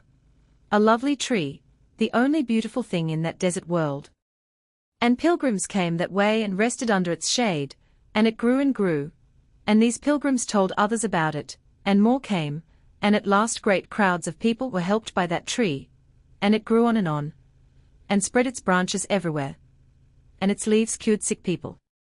And while he talked he made the tree larger and larger, and its branches reached out, and then suddenly, he made a cross out of it, reaching its arms out to save everybody. It was a beautiful story, Mr. Hart. I can't tell it as he did, but it just put the whole lesson into a picture, and it made me think again how strange it was that some people would not be cured. When I was sick, I wanted to be cured so much, and when your mother came to say she would take me with her up here, and that it would cure me, I just cried for joy, and father cried, he was so glad. Suppose I had said I wasn't old enough to come. You are quite a little logician, said Hart. And then he took himself up from the grass again, pinched Effie's cheek, pulled one of her curls and sauntered off, leaving Dilly to wonder what that last sentence meant. Chapter 8. True to her pledge. Dilly sat still with her book, a little sorrowful. It seemed to her that she needed some help, though she hardly knew what, and Mr. Hart did not seem to be the person to help her. Effie was very busy just then, gathering all the bright flowers within her reach and carefully pulling them to bits, so she gave no trouble beyond an occasional glance, and left Dilly to her own thoughts. What should she decide? It seemed to her that somebody stood near at hand, waiting for what she was going to say. For some reason which she did not understand, Mr. Hart had discouraged her, made her feel that the whole question was beyond her, that she was too young to busy her mind with it. He had not said so in words, but he had contrived to make her feel that he thought so. Dilly was sure this was very different from what the morning teacher of the children had tried to do. And if they are old enough, said Dilly, then I was, years and years ago, and I've been called a great many times, yet I can't seem to decide that I shall do any differently from what I have always been doing. A step sounded near her, and glancing up, Dilly saw the artist almost at her side, looking down on her with a good-natured smile. What kind of a growth is this, which I have found, he said, whimsically. Is it a flower, or a weed? And he dropped himself beside her. Dilly looked around for the growth which he meant. There was no flower near her. Oh, I meant this one, he said, touching lightly the hand which lay on her open Bible. Oh, said Dilly, flushing up to her temples. I'm afraid it is a weed. You don't say. Not poisonous, I hope, and he drew away his hand in pretended alarm. Dilly laughed a little. She had never heard such queer talk. She stole a shy glance at her visitor, but he seemed to have already forgotten her, and lay looking up at the pure blue sky. Something in his face made her think he could help her if he chose, but she felt afraid to speak. At last, her voice very soft and low, broke the quiet. I saw your picture this morning. My picture? Did I make a picture this morning? When was it? In my dreams. I'm always making them, asleep or awake, so of course I can't remember them all. But I mean the one you made at the tabernacle for the Sunday school. The Sunday school lesson. Did I go to Sunday school? Let me see. Oh yes. I remember, you saw my desert, and my tree that grew, and blossomed at last into a cross which stretched out its arms to reach all the world. Yes, that is a wonderful Sunday school lesson. You saw the picture, but the question is, did you stand close to it, right under the spreading branches of the tree, where those stand who have gone close enough to use its leaves for themselves? I'm only a little girl, said Dilly, very softly.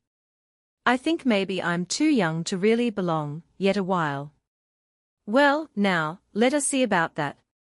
If you were a rosebud, and I was a wonderful fairy who could change you so that your leaves would never fade, and fit you to blossom in the palace of my king, and I wanted to do it, do you think I would like to have you wait until a little worm, which had made its nest in your heart, had eaten a great many of your leaves, and curled some of them up, and torn one off here and there, and made you look yellow and ugly, before you came to me for help? No, sir, said Dilly, promptly enough, but smiling again. Who ever heard so strange a story as this? Very well, you are just a bud now, but there is a little worm named Sin, crawling about, longing to get a good hold on you. I don't see the use of waiting till he has spoiled your beauty. Do you? But now Dilly had no answer ready.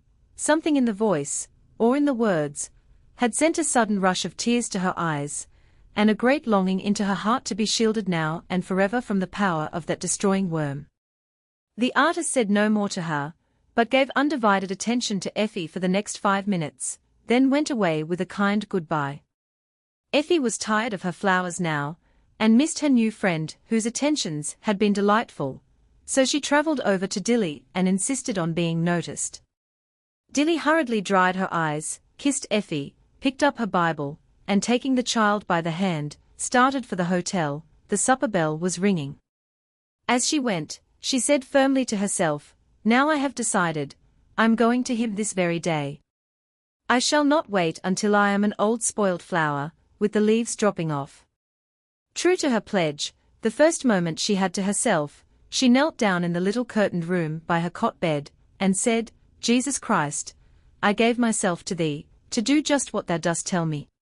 She had not time for a word more, for Mrs. Hammond called her just then, and she hopped up quickly and ran away, feeling that she ought to go when called, but feeling sorry, nevertheless, that she could not say those other words which were in her heart. For the next hour or two she was kept quite busy, and it was not until Effie was asleep in her crib, with Mrs. Hammond sitting beside her, and the bells ringing for evening service, that Dilly's work for the day was done.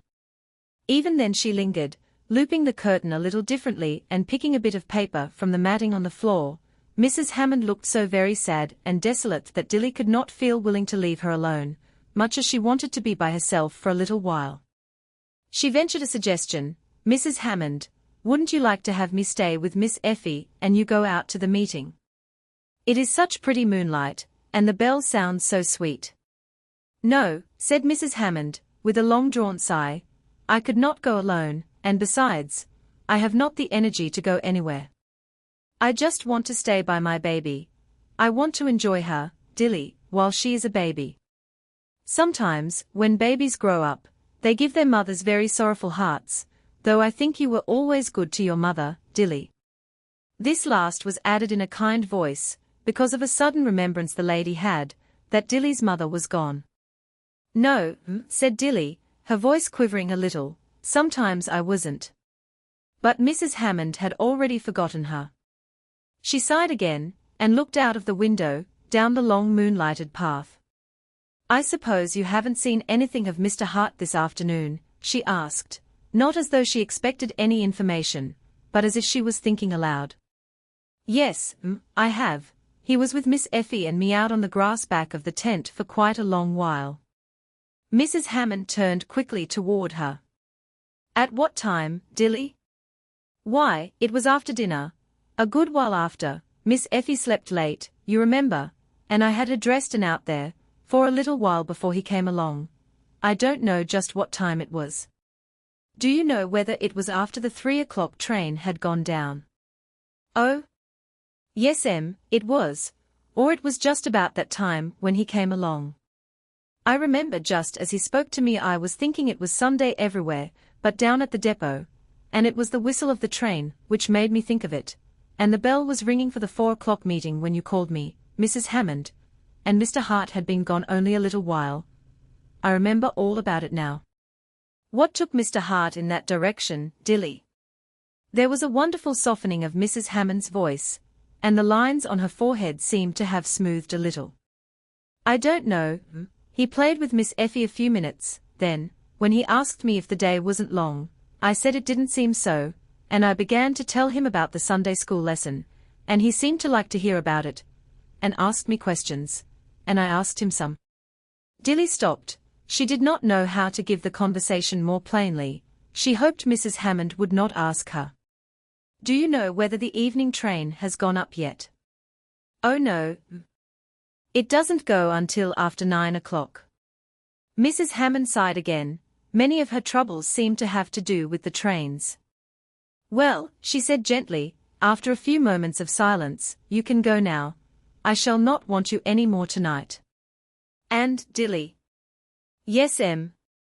Silence again. Mrs. Hammond did not seem to know quite how to word her next remarks. "Dilly, whenever Mr. Hart wants you to go anywhere for him, or wants to take you with him to see or hear anything, I want you to be always ready at a moment's notice. Never mind baby, bring her to me, or leave her with Jeanette, but do not at any time keep Mr. Hart waiting, or think that you cannot be spared to go with him. That is all." The shrewd little girl, as she went away, remembered that her chief duty in life had been supposed to be to keep Miss Effie out of mischief, and wondered if she were now to try to do something of that kind for Mr. Hart. How troubled his mother was about him. She felt very sorry. What could he be doing which worried her so? He was so kind and pleasant to her, she should think he would be just lovely to his mother. Very thoughtfully she went to her curtained-in room, her mind full of Mr. Hart and his possible dangers. She was quite alone now, and had leisure. There was nothing to hinder her kneeling down and finishing that pledge which she had been so resolved to make, but, much to her surprise, and not a little to her dismay, she could not be interested in the words she had planned to say. "I have said it," she told herself. "I put it into that little short prayer, why should I put these other words with it?" She got down on her knees, however, but her thoughts were so full of Mr. Hart that the first words she said were, "Dear Jesus Christ, he worries his mother, and maybe he is in danger, if thou wouldst only draw him, so that he would decide not to let Satan manage him any more." He said it was Satan who managed. "Oh, dear Lord Jesus, please manage him thyself." It was of no use to try to pray about herself, or to think of other words to say than those about Hart. Her desires went instantly back to him whenever she tried to add to her pledge, made a few hours before. It was as though she had quite forgotten herself, and had wishes only for Hart Hammond. The light burned late in Mrs. Hammond's room. Dilly could see it glimmer from her tent window. She herself went to bed, and to sleep, and wakened, and the light was still there. She heard the train whistle, and wondered if Mr. Hart was on it, and if it was the fear of his going, which troubled his mother. She reached up and peeped at the tent next to theirs, where Mr. Hart slept, so that she and Jeanette need not be afraid, but it was quite dark, and the door securely tied. Then Dilly sighed, and murmured the same little prayer, "Oh, dear Lord Jesus, please manage him," and fell asleep again. And Hart Hammond's tent door remained tied all night. Chapter 9. Settling the puzzle. Mrs. Hammond herself boarded at the hotel, but it suited her best to have little Ethel sit in her high chair at the table in the tent, and take her oatmeal and milk and other wholesome dainties, in company with Jeanette and Dilly. It also suited her to come often, before the meal was concluded, and sit beside Ethel, and watch her pretty attempts to feed herself. It was when Ethel was eating one by one, great ripe blackberries, that her mother came, and drawing a chair to her side, watched the plump cheeks and pretty little mouth with a sigh of relief. Whatever might be said of her son, certainly her baby was thriving on Monteagle. The mother had dark rings under her eyes, and traces of sleeplessness on her face. Dilly, looking at her compassionately, wanted to ask if she had seen Mr. Hart that morning, but did not dare. While she studied over the trouble which she felt sure was making wrinkles in this beautiful mother's face, and wondered if there wasn't something she could do to help her, the tent curtains parted slightly, and a familiar face looked in. "Any room in here for me?" questioned Hart's pleasant voice, and his mother answered eagerly, "Oh, Hart. Come in. I thought you were away down the mountain before this time. Weren't you very late last night?" "On the contrary, I was early." He came in, and stopping beside his mother, bent and kissed her on each cheek. "That is to say, I was inside the tent, early. I stayed with a young man who runs a tent down near the tabernacle. I happened to call on him, and we became so engaged in a talk we were having, that it grew late before I knew it, and as I received a cordial invitation to spend the night with him, I decided to do so, rather than go prowling about the grounds after regulation hours. I hope I did not worry you, Mother. I supposed you would think me safe in my tent.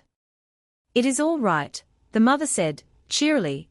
I noticed that your tent door was tied, early in the evening, and did not see you untie it, and I was a little afraid you had deserted us and run home. I would not do that without telling you, and saying goodbye, he answered gently, and some way his voice seemed more tender than Dilly had ever noticed before. He lifted Effie, whose blackberries were gone, from her chair, and gave her such a frolic that she shouted for joy, then putting her on Dilly's shoulder, walked away with his mother's hand drawn through his arm, and a happy look on her face. A look which, while it lasted, nearly always hid the wrinkles which were gathering there. I wonder that boy can't see that he's killing his mother. He appears to think enough of her, when he thinks about her at all. It was Jeanette who said this. It was the first time she had made a remark to Dilly about any of the family. Dilly was silent for a minute, struggling with a sense of honor which she had, about talking people over, when they were not present, but at last she ventured to ask one question. She knew the object she had in view was good. Does Mr. Hart do things which trouble her? Oh? He doesn't do anything so very dreadful, not more than they all do. He's a little wild. Most boys without fathers have their wild times. His father died when this baby wasn't but 4 days old, and he's got in with a set down in the city that don't do him much good. The fact is, he takes a drink of their wine, now and then, and that scares his mother. But then, she isn't half so scared as a body would think she would be. If she was, do you suppose she would go to hotels and stop for weeks at a time, where they had the stuff on the table at every meal? I've seen her do it. Last summer she went to the Mountain House, and when they sat down to their stylish dinners, if I'd go past the room on my way to the piazza, the smell of all kinds of fancy liquors would almost take my breath away. I've got a kind of a natural liking for the stuff, and I could be a drunkard as well as not, if I had time and money, and heart. He used to sit there and see gentlemen whom his mother rode and walked and talked with, and thought was fine, drinking their champagne and their claret and I dunno what other fancy names they've got for it, and why in the world shouldn't he think it was nice and manly, and that he was getting old enough to do so himself. I'm free to confess I ain't got much patience with mothers.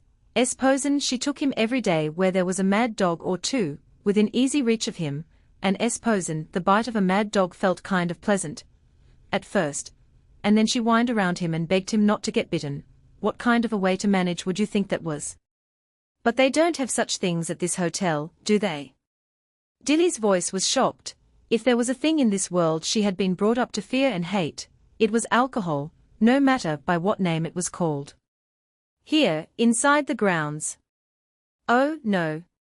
They don't allow nothing of the kind, but then he is as uneasy as a fish out of water up here. You can't take a boy where the air is poisoned, till he gets the poison into him, and then make things all straight by carrying him off to a mountain.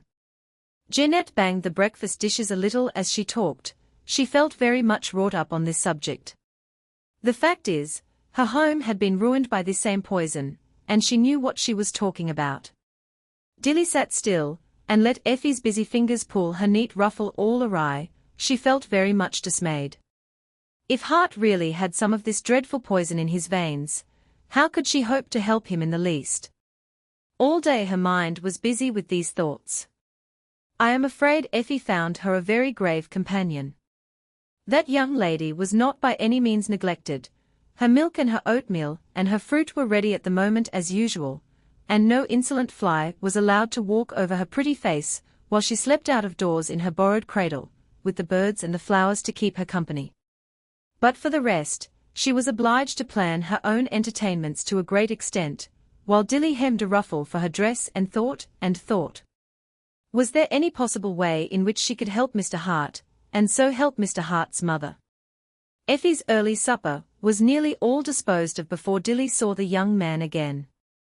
Then he called to her pleasantly as he was passing the tent, "Halloo, little woman, have you been to Table Rock yet, to see the sunset?"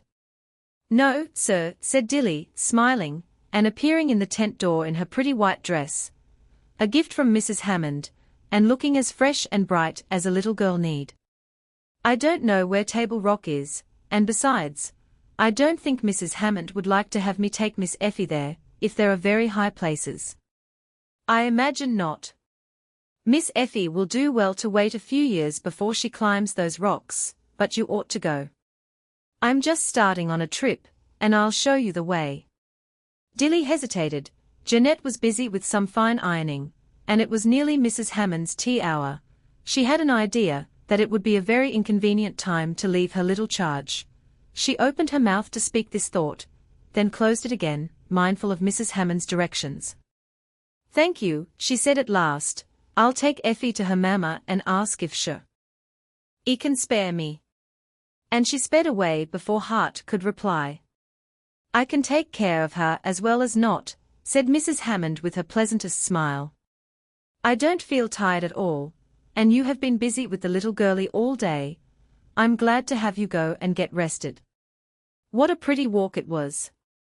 Dozens of others were moving in the same direction, ladies in beautiful summer toilets, and fine-looking gentlemen, who nodded pleasantly to Hart, and presently a party of merry girls and boys all older than herself joined them, and chatted pleasantly with her, making Dilly feel as though she belonged. It was all very delightful. When they reached the rocks, Hart gave his hand to Dilly and guided her carefully over the rough places, out to the very center of the wonderful rocky table itself, and said, "Now, turn to the right, and look." Dilly up to this moment had been busy only with the thought of where she should step next, and whether she could take that leap across that yawning chasm to the next rock, and what would happen if Mr. Hart's foot should slip, but now, feeling more secure, she turned at his bidding and looked toward the glowing west. One little exclamation escaped her, then she was entirely still. That wonderful ball of fire surrounded by its train of red and gold and purple clouds. Who would try to describe it? Who that has not seen it on Table Rock itself can imagine it? Certainly Dilly had no words. There was a sudden rush of tears to her eyes. She could not have told why, and she put up her hand quickly and wiped them away. It would not do to have the view obscured by tears. Something in the scene had hushed other voices as well as hers. The group stood for the most part silent and watchful, with eager faces turned toward the vision of glory in the west, watchful until the glowing world dropped out of sight. "The door is shut," said Hart, breaking the hush and drawing a long breath. One of the girls turned and looked at him curiously. "The door," she said in an inquiring tone. Hart laughed, and pointed toward the purple bank of clouds. "Yes, didn't you see the angels troop out and throw open the castle door for the King of Day, and then swing it slowly to again?" "I saw it." Dilly flashed an appreciative glance at him. "I thought I saw it," she said in a low tone, while the others laughed and told him he was growing poetical. On the way home, as they neared the grounds of the association, the others dropped off into their own paths, and left the young man and the little girl alone. "Have you settled that puzzle which you were having with yourself last night?" he asked her with a very bright look. "Puzzle," repeated Dilly. "Yes, wasn't it a sort of puzzle as to who was keeping you from trying to settle something of importance?" "Oh," said Dilly. "Yes, I was puzzled a little. At least I wanted to make myself think I was. I guess I knew all the time it was Satan trying to manage me." "And you don't like to be managed?" "Not by Satan." "Oh, well. Didn't I advise you to give him the slip?" "Yes, sir," said Dilly, speaking very gravely. She did not know but Mr. Hart was making light of all her talk, nevertheless she resolved to stand up bravely for her colors. "Yes, sir, you did, and I mean to. I don't belong to him any more, Mr. Hart. I've gone over to the other, and promised to belong to him forever." "That is good." There was no laughter in the young man's tones now, they were hearty and pleasant. Dilly stole a glance at his eyes, which helped her. They were kind eyes, not full of sparkles of mischief, as she had feared. "You have quite settled the question, as to being old enough?" "Oh, yes, indeed. I believe I knew all the time that I was, but something seemed trying to make me give that excuse to myself. I don't want any excuses now, Mr. Hart. I like to belong to the Lord Jesus. Yes, he said heartily, I can well understand that. And what next, Dilly? Chapter 10, Silent Forces. What next, she repeated, a little smile on her face. Dilly had a curious way of repeating Mr. Hart's words, and thereby expressing that she did not quite understand what he meant. Yes, I mean, having settled this question, how is it going to influence your life in any way? What is there about you that will be changed in any sense because of this decision? Dilly looked puzzled. I don't know how to tell the difference, she said, speaking slowly, as though she was carefully choosing each word, but I can feel that there will be a difference. I hardly understand how, in you, Hart said, smiling on her very gently. It would make a tremendous change in some people I know, but you have always done about right, haven't you? Oh, Mr. Hart. Dilly was genuinely shocked. That isn't true at all, there are chances enough for change, only I don't know how to tell them. What chances, he said, amused. Haven't you always been a pretty good little girl? I've fretted inside, said Dilly, gravely. I've fretted a great deal, and thought it was mean for father to be so poor, and for me to be sick and make him more trouble, and even for mother to die. Her voice, which had been growing more and more tremulous, broke with that sentence, and she could not have said another word just then. Well, said Hart, not amused now, but speaking very gently indeed, those do not seem to me to be very immense sins, in a little girl. Do you mean that you now understand why such things were allowed? Dilly shook her head. No, sir, I don't understand them, only now I know that they must be right, and best, because I know that the Lord Jesus truly loves me, and loves father, and everybody, and of course he will do the best for us all. I needn't have to understand it. And you mean to stop fretting inside, now? The amused look had already returned to Hart's face. So that's one difference, and what else? First, I'll write to father, that will be one thing. Dilly's face was bright over this thought. Not a different thing, surely, haven't I mailed 2 nice little letters to father, for you, since we have been up here? Oh yes, sir. But this will be a different letter, very different from any I ever wrote.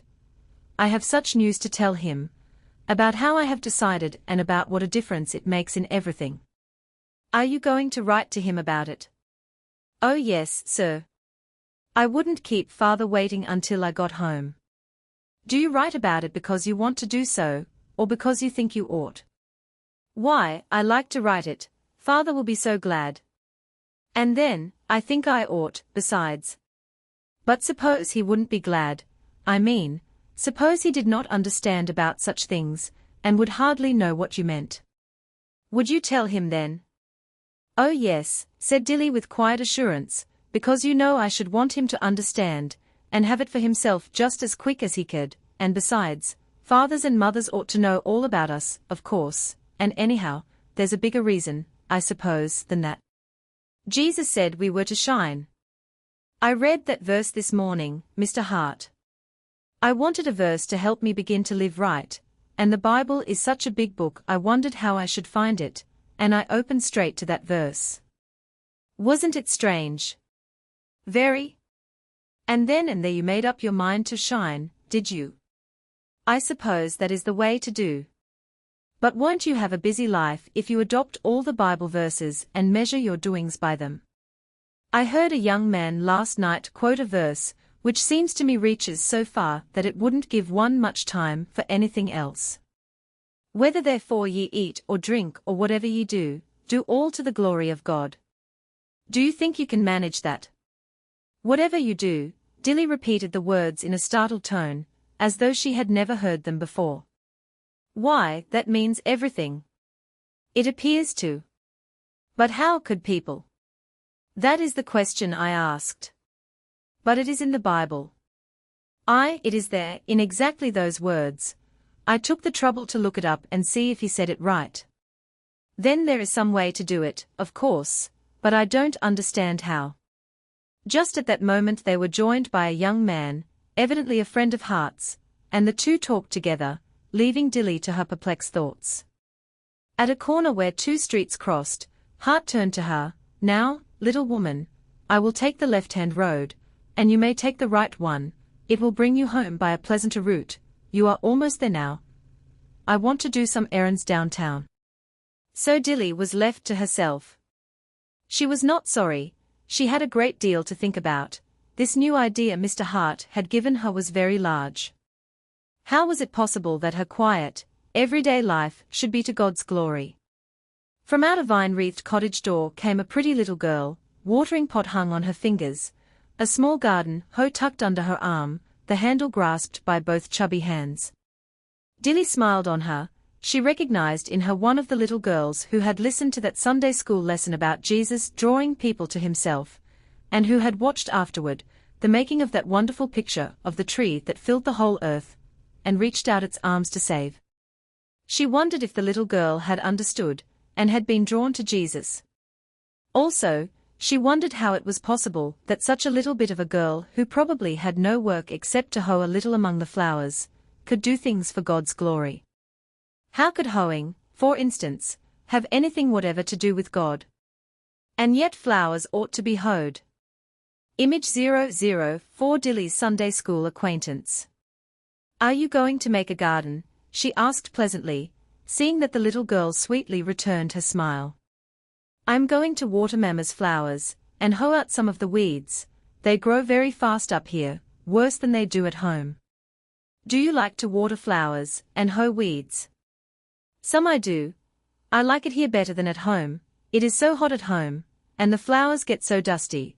But we have lots and lots of flowers in our garden at home, ever so many more than we have room for here. And we have lovely fall flowers too, that we don't stay up here long enough to have. Mama has millions of kinds, I guess." There came the new question crowding into Dilly's heart, and shutting out her enjoyment of this flower story. Why was it right to have so many flowers, and to spend so much time, as she knew it must take, to care for them? "Why, what do you do with so many flowers?" Dilly asked the question somewhat absently, more because she saw the child waiting for her to speak, than because she cared for the answer. Of course they put them in vases, and enjoyed them. "Oh, lots of things," the little flower girl said, triumphantly. "We always take them to church, and Sunday school, great loads of them. Dr. Halbert says they help him preach, he's our minister, you know. Once he preached about consider the lilies, Jesus said that, you know, and Mama had every kind of lily you can think of, in church that day, and a man most 80 years old told Mama, he had never understood before, how wonderful God was to make so many flowers, or something like that. I can't remember just how it was. Then Mama sends flowers to the hospital for the sick people to look at, and rest themselves, and she always sends them to houses where poor people live, when anyone dies. Once I went with her, and we put lovely rosebuds all around a little bit of a coffin where baby was. It looked just as sweet. Her Mama came in to see her, and when she saw the flowers she cried. I thought they made her feel bad, but Mama said no, they helped her, and she told Mama afterwards they made her think of her baby in heaven." "I don't see how, do you?" asked the little girl simply. "Yes, a little," said Dilly, smiling. Then she stooped and kissed the flower girl and said thank you, though I don't think the child knew for what she was being thanked. Dilly knew, she had learned a great deal in those few minutes. Here were flowers speaking just as loud as they could for God's glory, and if the child pulled out the weeds which hindered them, because she wanted their sweet voices to speak for him, Dilly could see how the work fitted the new verse. It was very wonderful. Did everything fit? As for Hart Hammond, he also had something to think about, something which Dilly had furnished, though she did not know it. Chapter 11. A surprise. When Dilly reached home, she found her little charge safely tucked away for the night and sleeping sweetly, while her mother in pretty white wrapper, with black velvet trimming which made her look prettier, Dilly thought, than any of her elegant dresses, sat writing by the gleam of 3 wax candles, which she liked much better than kerosene lamplight. "They make much prettier shadows on the wall," said Dilly to herself, as she watched them dance in the evening wind, "but I should think a light that would keep still would be better to write by." Mrs. Hammond looked up as her little maid softly entered, and smiled pleasantly. "So you are safely back," she said. "I am always glad when people get home from Table Rock. One could plunge so easily from one of those rocks, down, down." She shivered a little, and asked quickly, "Where is Mr. Hart?" "He came home with you, did he not?" "Yes, as far as the corner of Glen Avenue, then he went away with a friend. He said he had an errand downtown." A shadow fell over the mother's face. "Did he say when he would be at home?" she asked. And then, before Dilly could reply, "Of course he didn't. What a foolish question to ask you," and the sentence finished with a sigh. "Well," she said, after a moment's pause, during which the pleasant look did not return to her face, "I shall not need anything tonight. Effie is resting quietly, and everything is done. You may go to bed if you wish. I should like to write a letter to father, if you please." "Oh? Very well, Jeanette has a shaded lamp at the tent, and here are paper and envelopes if you wish." "That is right, child, don't neglect your father, and don't give him any anxious thoughts about you if you can help it." "I'll try not to," said Dilly earnestly, and she went away with a smile on her face, thinking what very good news she had for father, this time. It took quite a while for Dilly to write the letter, though it was not very long. This was what she said: "My dear, dear father, it isn't time to write to you yet, but I am going to write, because I have something so nice to tell you that I don't want it to wait. I am very much better. I grow strong every day, and I eat a great deal of baked potato, and oatmeal and milk, and fruit, and lots of nice things. Effie is just as sweet as she can be. She loves me better than anybody, except her mother, and sometimes she is even willing to come away from her mother to be with me. I have learned how to make a lovely pudding. When I come home I can make it for you. It doesn't cost very much. Only a little bit of milk, and 1 egg, and Jeanette is showing me how to make other nice things. She is very good to me. She said at first she did not think she would like me, but now she does. Everybody is good to me. Mr. Hart is so nice. He took me up on Table Rock tonight to see the sun set. Father, I do just wish I could tell you about it. All gold, and crimson, and purple mountains all around, and red streaks away up into the sky, and castles in the sky made of glory color, and angels hurrying around to get ready for the sun to come home. That is the way it seemed, you know. I can't tell about it, if you could only see it. Don't you think Mr. Hart was nice to take me up there? And he talked, and was pleasant all the while. I like him very much, for all I wrote to you that I never should. He is just as kind to me as he can be. But it isn't any of these things that I am writing this letter to tell you. I wanted to tell them first, and get them out of the way, because I have something so very much better, and I don't quite know how to tell that, either. Dear Father, something very wonderful has come to me. I decided yesterday that I would belong to the Lord Jesus Christ. In Sunday school the teacher talked about how he promised to draw all people unto him, and explained how he did it, and I knew he had been drawing me ever since before Mother died, and I found out that it was Satan who kept me from making up my mind, and I did not like to obey Satan, nor have him keep me from doing things that I ought. So I just knelt down and began a prayer about giving myself to him, and then Mrs. Hammond called me, and I had to go, and for a while I was worried because I hadn't finished, but when I got a chance to finish, I found it was all done. Such a little bit of word he had heard, and answered me. Isn't it wonderful, Father? Today I have found out new things. One is a verse, whether therefore ye eat or drink, or whatever ye do, do all to the glory of God. I knew the verse long ago, but it didn't mean me then, but now it does, and the thing which troubles me is, how I can do the work I have, so it will glorify him. But it doesn't trouble me as much as it did even a little while ago, because I met a very little girl who showed me how some work could be done to glorify him, that I never thought of before. And I guess thinking will make me understand about other things. The little girl did not know she showed me about it, but she did. It is too long a story to tell you, and I must stop now, anyway, and go to bed, but I wanted you to know this, right away, because I was sure you would be glad. Oh, Father!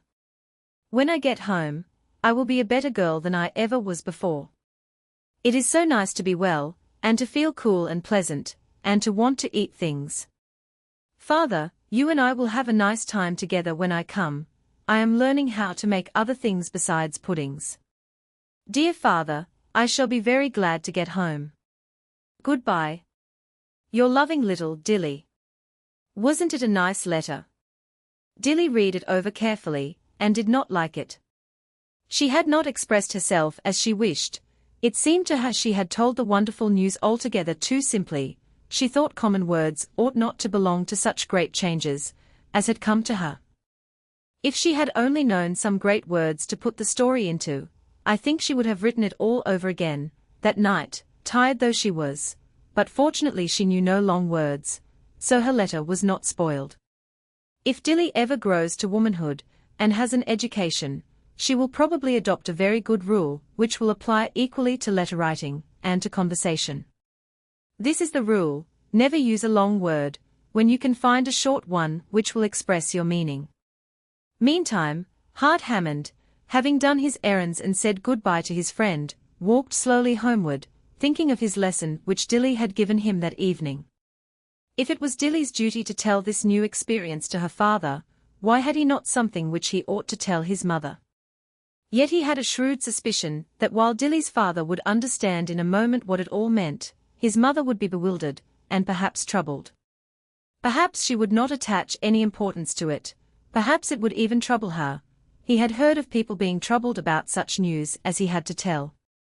There was that fellow, Harrison, in school, whose change of views about this one thing made an utter change in his life, made him worth something to himself and to others, instead of being an idler, and a spender of pocket money. Yet when he told his mother all about it, she cried, and said he had disappointed her ambitions for him. What if his mother should do the same? But the thing is settled, said Hart to himself, speaking very gravely, and perhaps I ought to tell her, just because, as Dilly says, mothers ought to know all about us. He walked past his tent door 3 times before he seemed to come to the decision which turned his steps in the direction of the hotel. But at last, his mother, her letter long ago deserted, because she felt too restless to write, saw in the moonlight his quick, springing step, and turning from the window dropped into her easy chair with a glad smile. For one night more he was safe. He chatted with her pleasantly for 10 minutes before he came to the subject of which he had been all the time thinking. Then he dashed into it without introduction. Mother, I've something to tell you.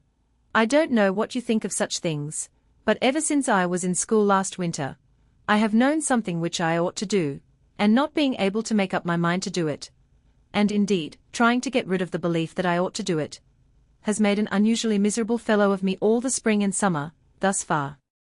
When I came up here I thought I had fully settled not to do it, but within a few days that little nursemaid of Effie's has overturned all my reasoning, without knowing it, and at last, well, to make a long story short, Mother, the thing is fixed. I've enlisted in the regular army, and there's no backing out. And his mother, who had been growing paler every moment, gave at this last sentence a low frightened cry, and said, Hart Hammond, what do you mean? It was evident that she did not in the least understand him. He arose from his easy chair, came over to her side, and dropping on one knee, put an arm caressingly over her shoulder and spoke very gently. Dear mother, did I frighten you? I assure you there is nothing which need trouble you, only I don't know how to tell such things. I mean, mother, do you know Jesus Christ? I'm pledged to serve him with all my powers all the days of my life, that is all. Then he had a surprise. Such a look as came over that mother's face he will never forget, even if he lives to be an old, old man. My boy, she said, her lips trembling, her voice so low he could hardly hear it, yet the strangest brightness in her eyes, my dear boy, I do not know him as I ought, as people do who are called Christians, but I know enough about him to feel like shouting for joy all night long. I never even dreamed of such blessed news as this. Hart, I know that people who truly belong to him are safe, safe, safe. And yet it never entered my mind that you were one who would ever be one of that sort. O heart, my precious son. You do not know how happy you have made your mother tonight. And my little Dilly helped you on. Bless the child. Will I ever forget it? Of course I am not going to tell you all they said to each other, nor how late it was when Hart Hammond at last untied the strings of his tent, but I know that Jeanette, looking out from her upraised curtains, saw him, and knew the hour, and murmured as she laid her head back, if she saw him steal in at this time of night. And I dare say she is watching. There will be some more heavy eyes, and another headache tomorrow. But Jeanette was mistaken. Chapter 12. A Happy Transfer. This chapter should really be in 3 parts, as you will see after you have read it. On the whole, I believe we will put it that way, though each part will have to be very short, because I have not room to tell you all I would like. Part 1. Dilly was taking a last walk with Hart Hammond. They went to Table Rock again, because it was so lovely that they couldn't help it. Does it seem as though we had been hiding up on this old mountain for 9 weeks? Asked Hart, as they turned away from the pink and purple and golden sky, and moved homeward. Oh, said Dilly, I was just thinking of that, and it truly doesn't seem possible. And yet when I think of all the lovely things that have happened, it seems as though we had been here most a year. Hart laughed and gave her an admiring smile. Certainly there had been a great change in her. The pale-faced, languid little girl who used to move about with a slow, quiet step was gone, and in her place was a red-cheeked, bright-eyed maiden with springing step, and cheery voice, and energy in every movement. Hart Hammond knew there had also been a great change in himself, but of this he said nothing. You have evidently got well, he said, watching the sparkle in her eyes. Oh yes. I have. I'm just as well as I can be. Won't father be surprised and glad? What are you going to do when you get home? Do you expect to go to school?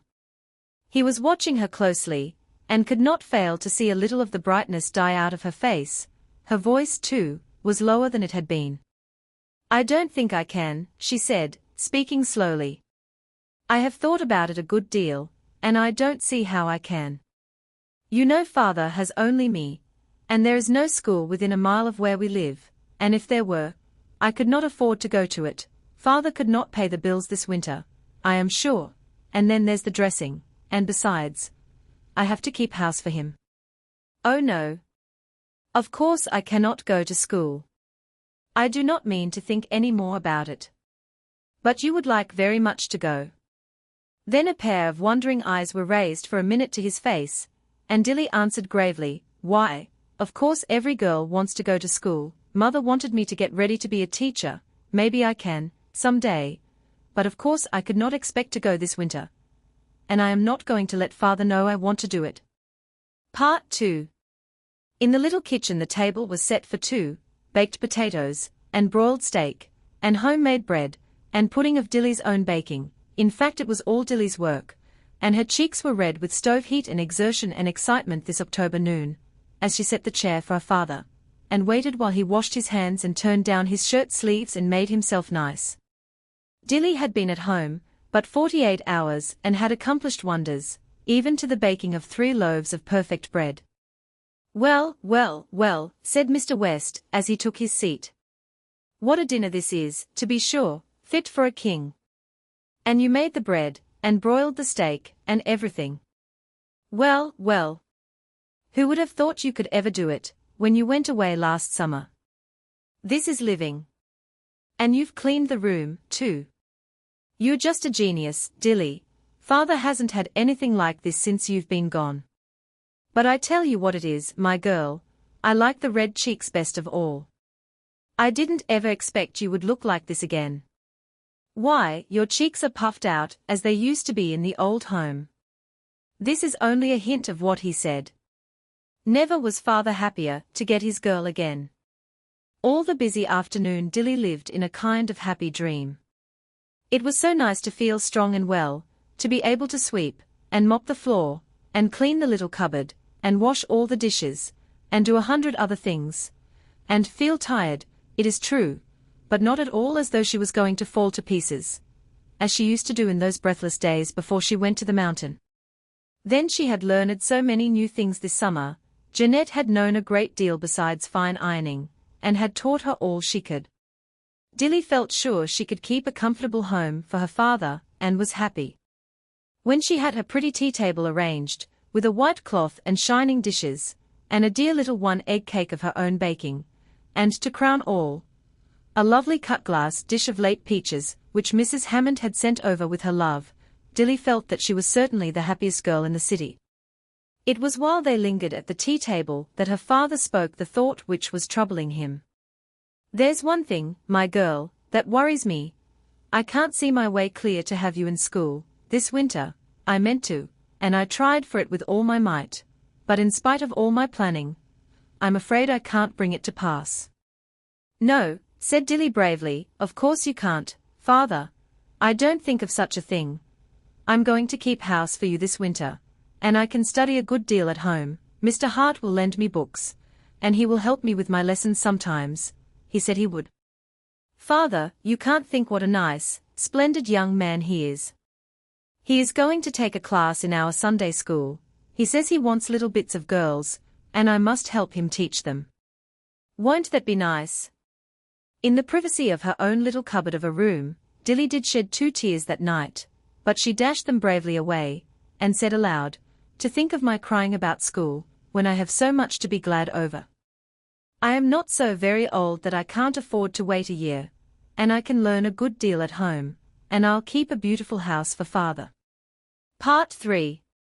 It was about that time that Hart Hammond leaned back in the easy chair in his mother's luxurious sitting room and asked, "Mother, what are we going to do with Dilly this winter?" "Do with her?" repeated Mrs. Hammond, smiling on him. "She is doing for herself by this time, as nice a little housekeeper as her father ever imagined." "I know, but we don't intend to drop her in this way, do we?" "I don't want to drop her," said Mrs. Hammond earnestly. "She is a dear little girl, whom I shall always love, but I don't see my way clear to doing what I would like for her. It would be pleasant to keep her with Effie all winter. I feel safe when the child is in her care, but she ought to be in school." "That's just it," said Hart decidedly. "She must be in school, of course. She is a smart girl and ought to have an education. But she tells me she must keep house for her father. So she must, I suppose, unless some other way can be contrived." "Some other way must be contrived. She is too young to have the care of a family on her shoulders. Why couldn't her father take his meals here, and have the room over the carriage house for himself? If we give the gardens into his charge, we ought to have him at hand. It would be much more convenient for you." "In that case, what would become of Dilly?" Now Aunt Helen, sitting in her easy chair in her lovely white wrapper, leaned forward resting her head on her hand and listened to this and much other talk which followed, and thought, while she listened. Aunt Helen, who had been all her life an invalid, having teachers come to her in her intervals of rest from pain, but never going to school a day in her life, never running and frolicking through the world like other girls, always belonging to easy chairs and couches and wrappers and slippers, Aunt Helen, all alone in the world, with much money, much leisure, and much pain. She had been on Monteagle with her sister-in-law during the last 3 weeks of their stay, and had admired the deft-handed little maiden, who took such thoughtful care of Effie, and was always ready with a helpful hand for her. Now she listened and thought, and at last she spoke. "Give her to me." "Who?" "This little girl, this Dilly. I like her very much, and it has occurred to me that I might have her do for me the thing which I have never been able to do for myself. I wanted to go to school, and to study music, and to do a dozen other things which I could not. Why not have her do them for me? It is an excellent idea. I wonder I have never thought of it before. That is just it. Dilly shall live my life for me, the part of it I planned to live, and never could carry out." That was the way the conversation began.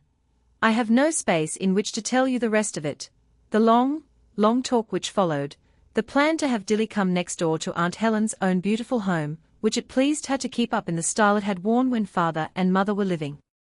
Dilly should be her little friend and companion nights and mornings, and a busy schoolgirl during the day, and Aunt Helen would live through her the life which had been planned for her own girlhood, and never carried out.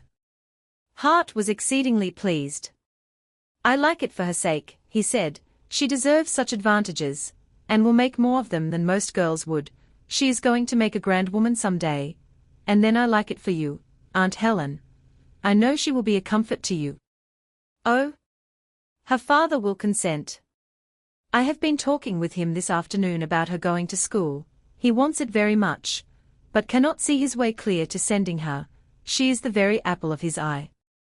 Well, it was all arranged, so far as those three people could arrange it, that night. What Dilly said when she heard the story, and what her father said and thought and did, I cannot tell, you must imagine it. Nothing so unutterably wonderful had ever happened to a girl before, so both Dilly and her father think. This one sentence I must give you, it tells a great deal. Father, said Dilly, having been silent and thoughtful for some time, I thought when I came down from Monteagle, that it was not likely I would ever see another mountain, but it seems to me now as though you and I were going to live on mountains all the time. So you will see that all of our little party were pleased and glad. No, not all. I forget poor little Effie Hammond, who in her fall coat, buttoned from head to foot, her new fall hat pushed back on her yellow head, and her worst-looking doll grasped by the neck, wandered disconsolately, all the long, cool days in search of Dilly, and missed her every minute. How glad Effie will be to have Dilly for a next-door neighbor, said Aunt Helen, as the days went by, and the plans for the winter began to take shape. Many a happy hour she will give the child. Yes, indeed, said Mamma.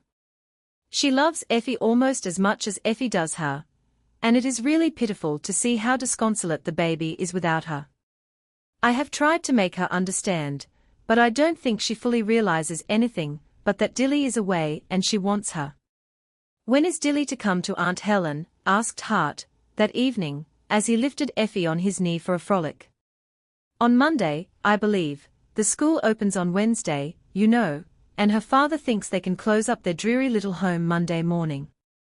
Then we know two people who will be glad, don't we, Effie? Hart said, tossing her toward the ceiling. You are almost as fond of her as Effie is, I believe, said the smiling mother. I am very fond of her, said Hart. I have reason to be. Then the mother bestowed on him a most loving look, out of which all the wistful unrest was gone, and said with emphasis, so have I. Asterisk asterisk asterisk end of the Project Gutenberg ebook Monteagle asterisk asterisk asterisk updated editions will replace the previous one, the old editions will be renamed. Creating the works from print editions not protected by U.S. copyright law means that no one owns a United States copyright in these works. So the Foundation, and you, can copy and distribute it in the United States without permission, and without paying copyright royalties. Special rules, set forth in the general terms of use part of this license, apply to copying and distributing Project Gutenberg electronic works, to protect the Project Gutenberg concept and trademark. Project Gutenberg is a registered trademark, and may not be used if you charge for an ebook, except by following the terms of the trademark license, including paying royalties for use of the Project Gutenberg trademark. If you do not charge anything for copies of this ebook, complying with the trademark license is very easy. You may use this ebook for nearly any purpose such as creation of derivative works, reports, performances and research. Project Gutenberg ebooks may be modified and printed and given away. You may do practically anything in the United States with ebooks not protected by U.S. copyright law.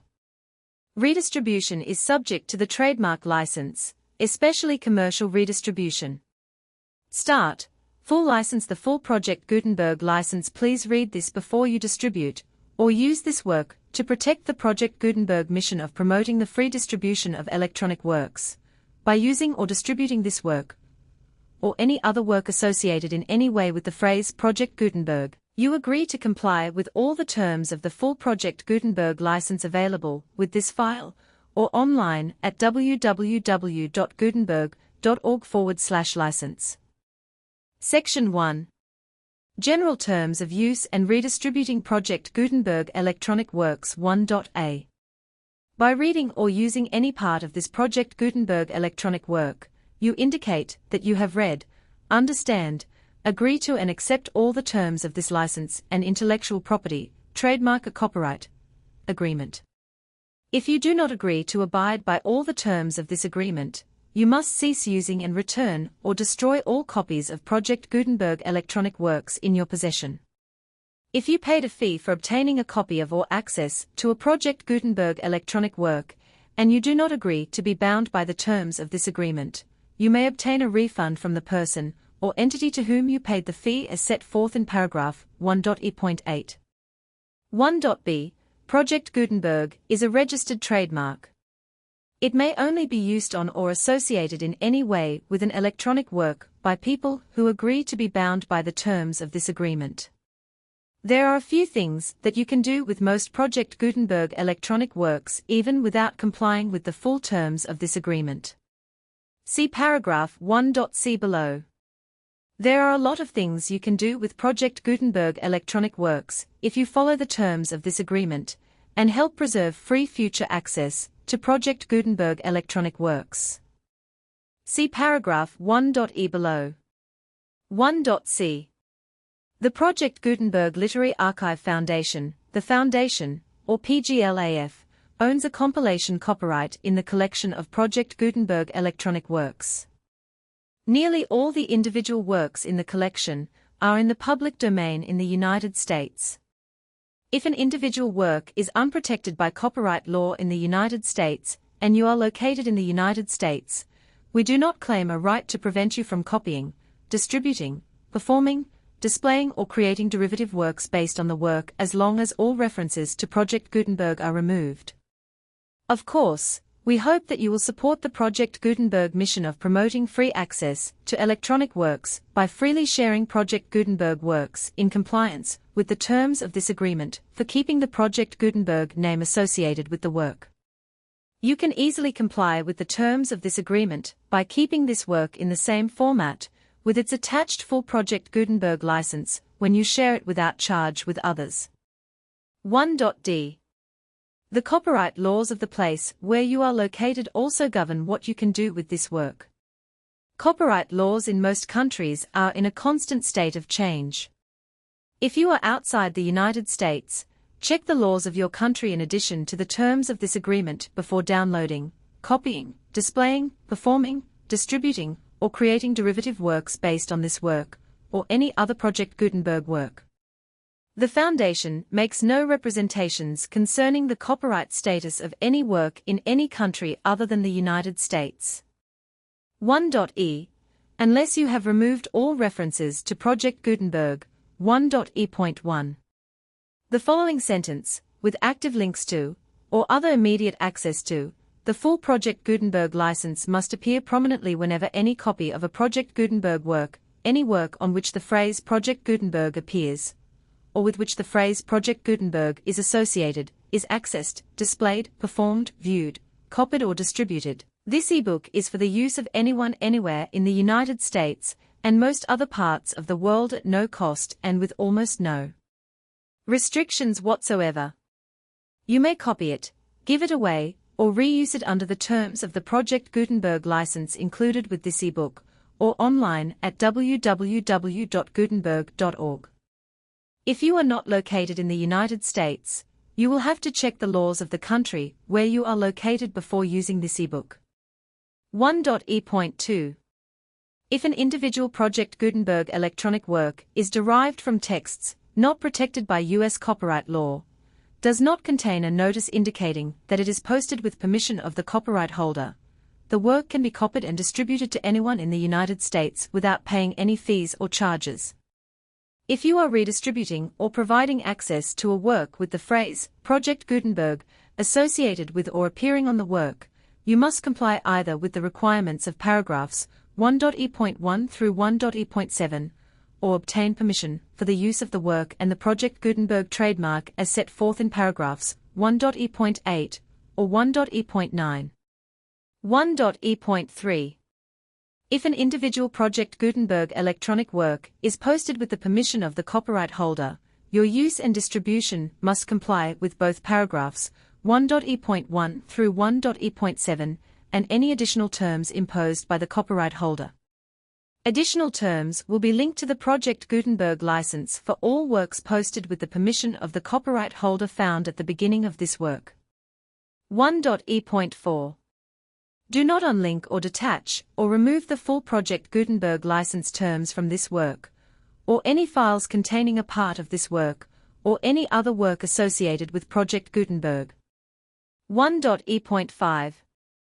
Do not copy, display, perform, distribute or redistribute this electronic work, or any part of this electronic work, without prominently displaying the sentence set forth in paragraph 1.e.1 with active links, or immediate access to the full terms of the Project Gutenberg license. 1.e.6. You may convert to and distribute this work in any binary, compressed, marked up, non-proprietary, or proprietary form, including any word processing or hypertext form.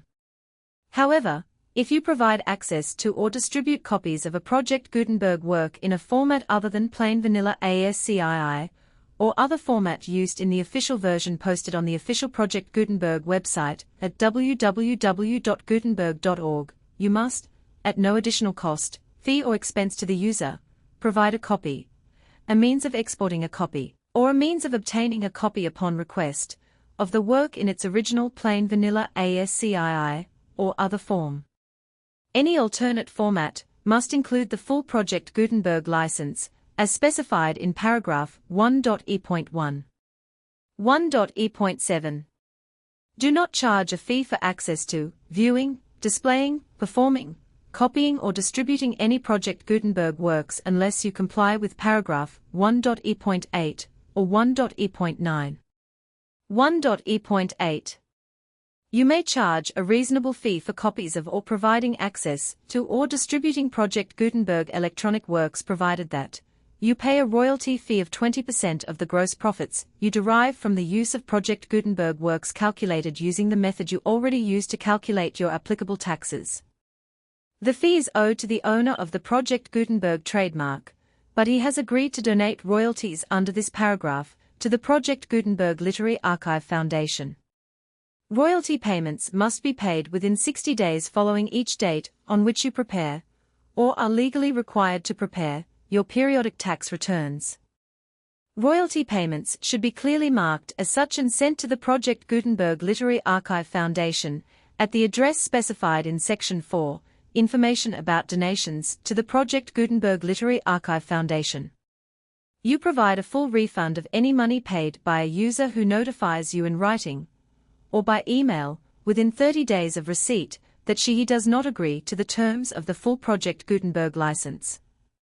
You must require such a user to return or destroy all copies of the works possessed in a physical medium and discontinue all use of and all access to other copies of Project Gutenberg works.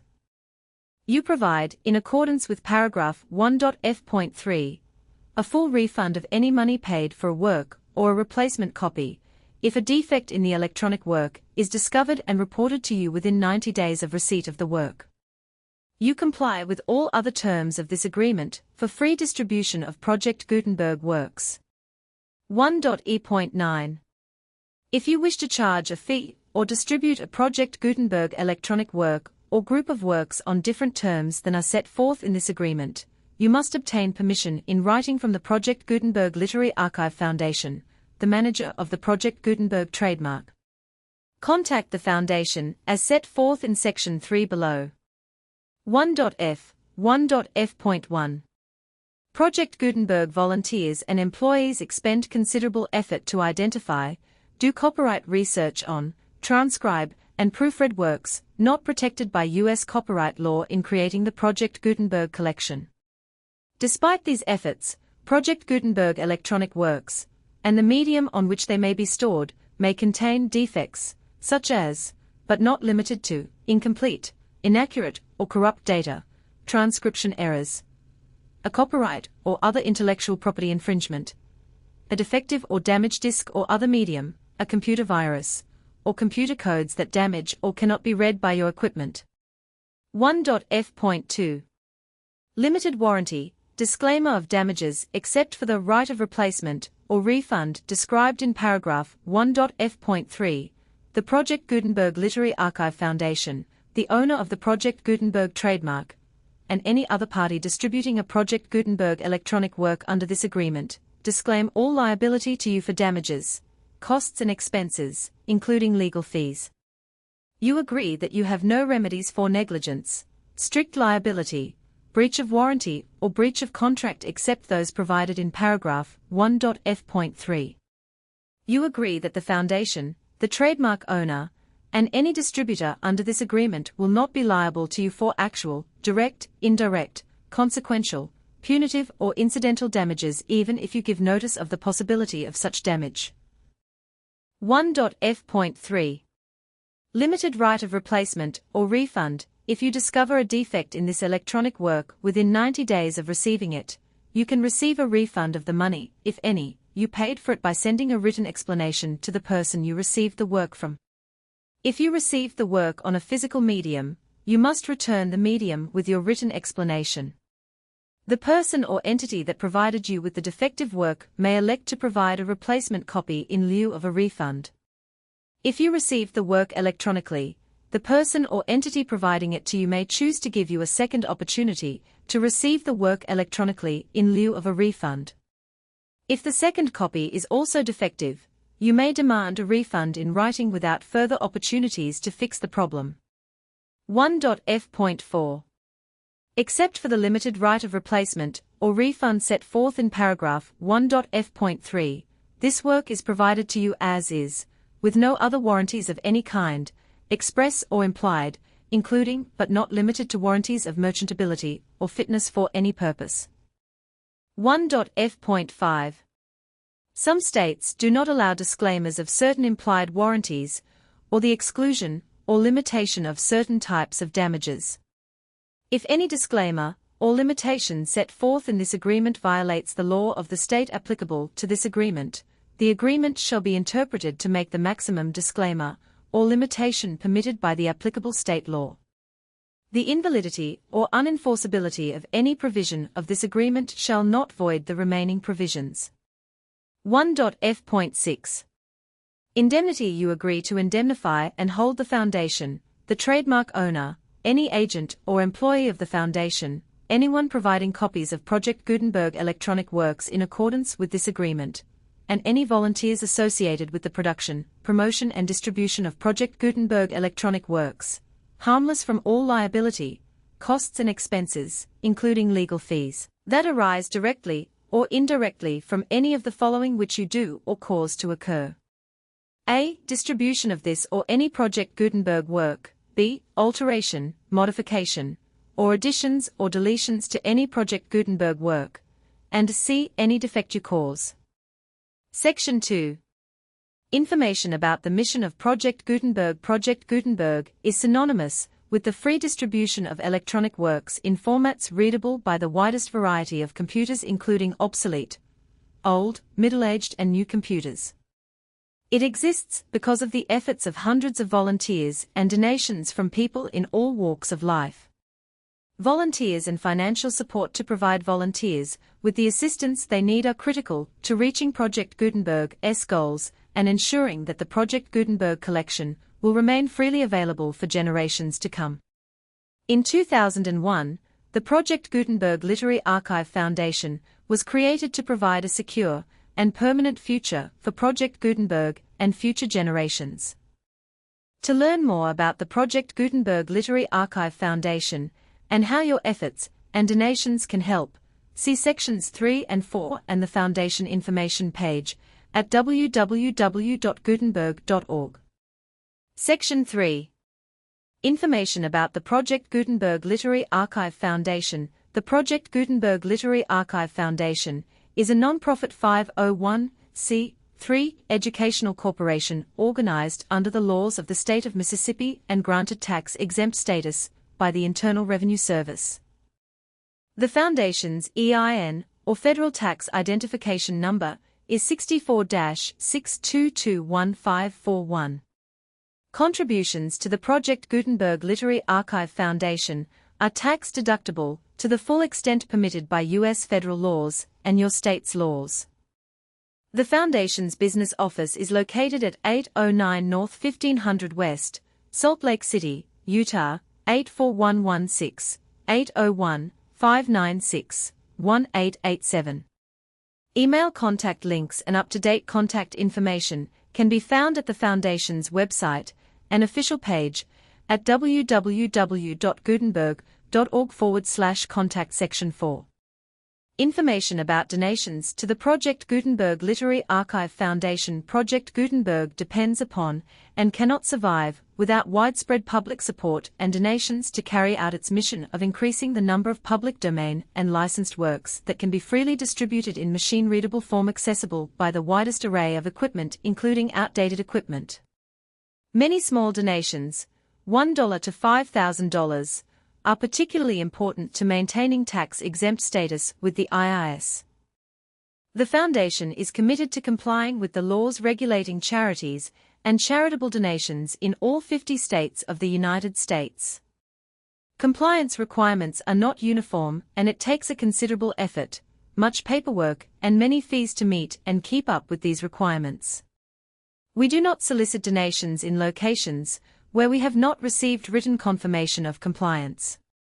To send donations or determine the status of compliance for any particular state, visit www.gutenberg.org/donate.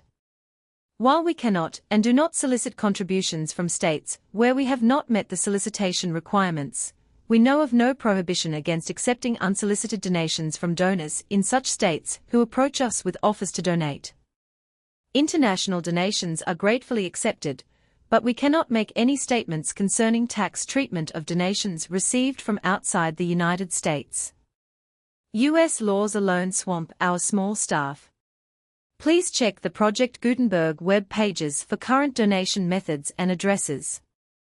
Donations are accepted in a number of other ways, including checks, online payments, and credit card donations.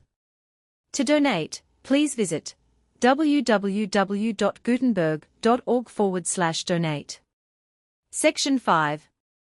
General information about Project Gutenberg Electronic Works. Professor Michael S. Hart was the originator of the Project Gutenberg concept of a library of electronic works that could be freely shared with anyone. For 40 years, he produced and distributed Project Gutenberg ebooks with only a loose network of volunteer support. Project Gutenberg ebooks are often created from several printed editions, all of which are confirmed as not protected by copyright in the U.S. unless a copyright notice is included. Thus, we do not necessarily keep ebooks in compliance with any particular paper edition. Most people start at our website, which has the main PG search facility, www.gutenberg.org. This website includes information about Project Gutenberg, including how to make donations to the Project Gutenberg Literary Archive Foundation, how to help produce our new ebooks, and how to subscribe to our email newsletter to hear about new ebooks.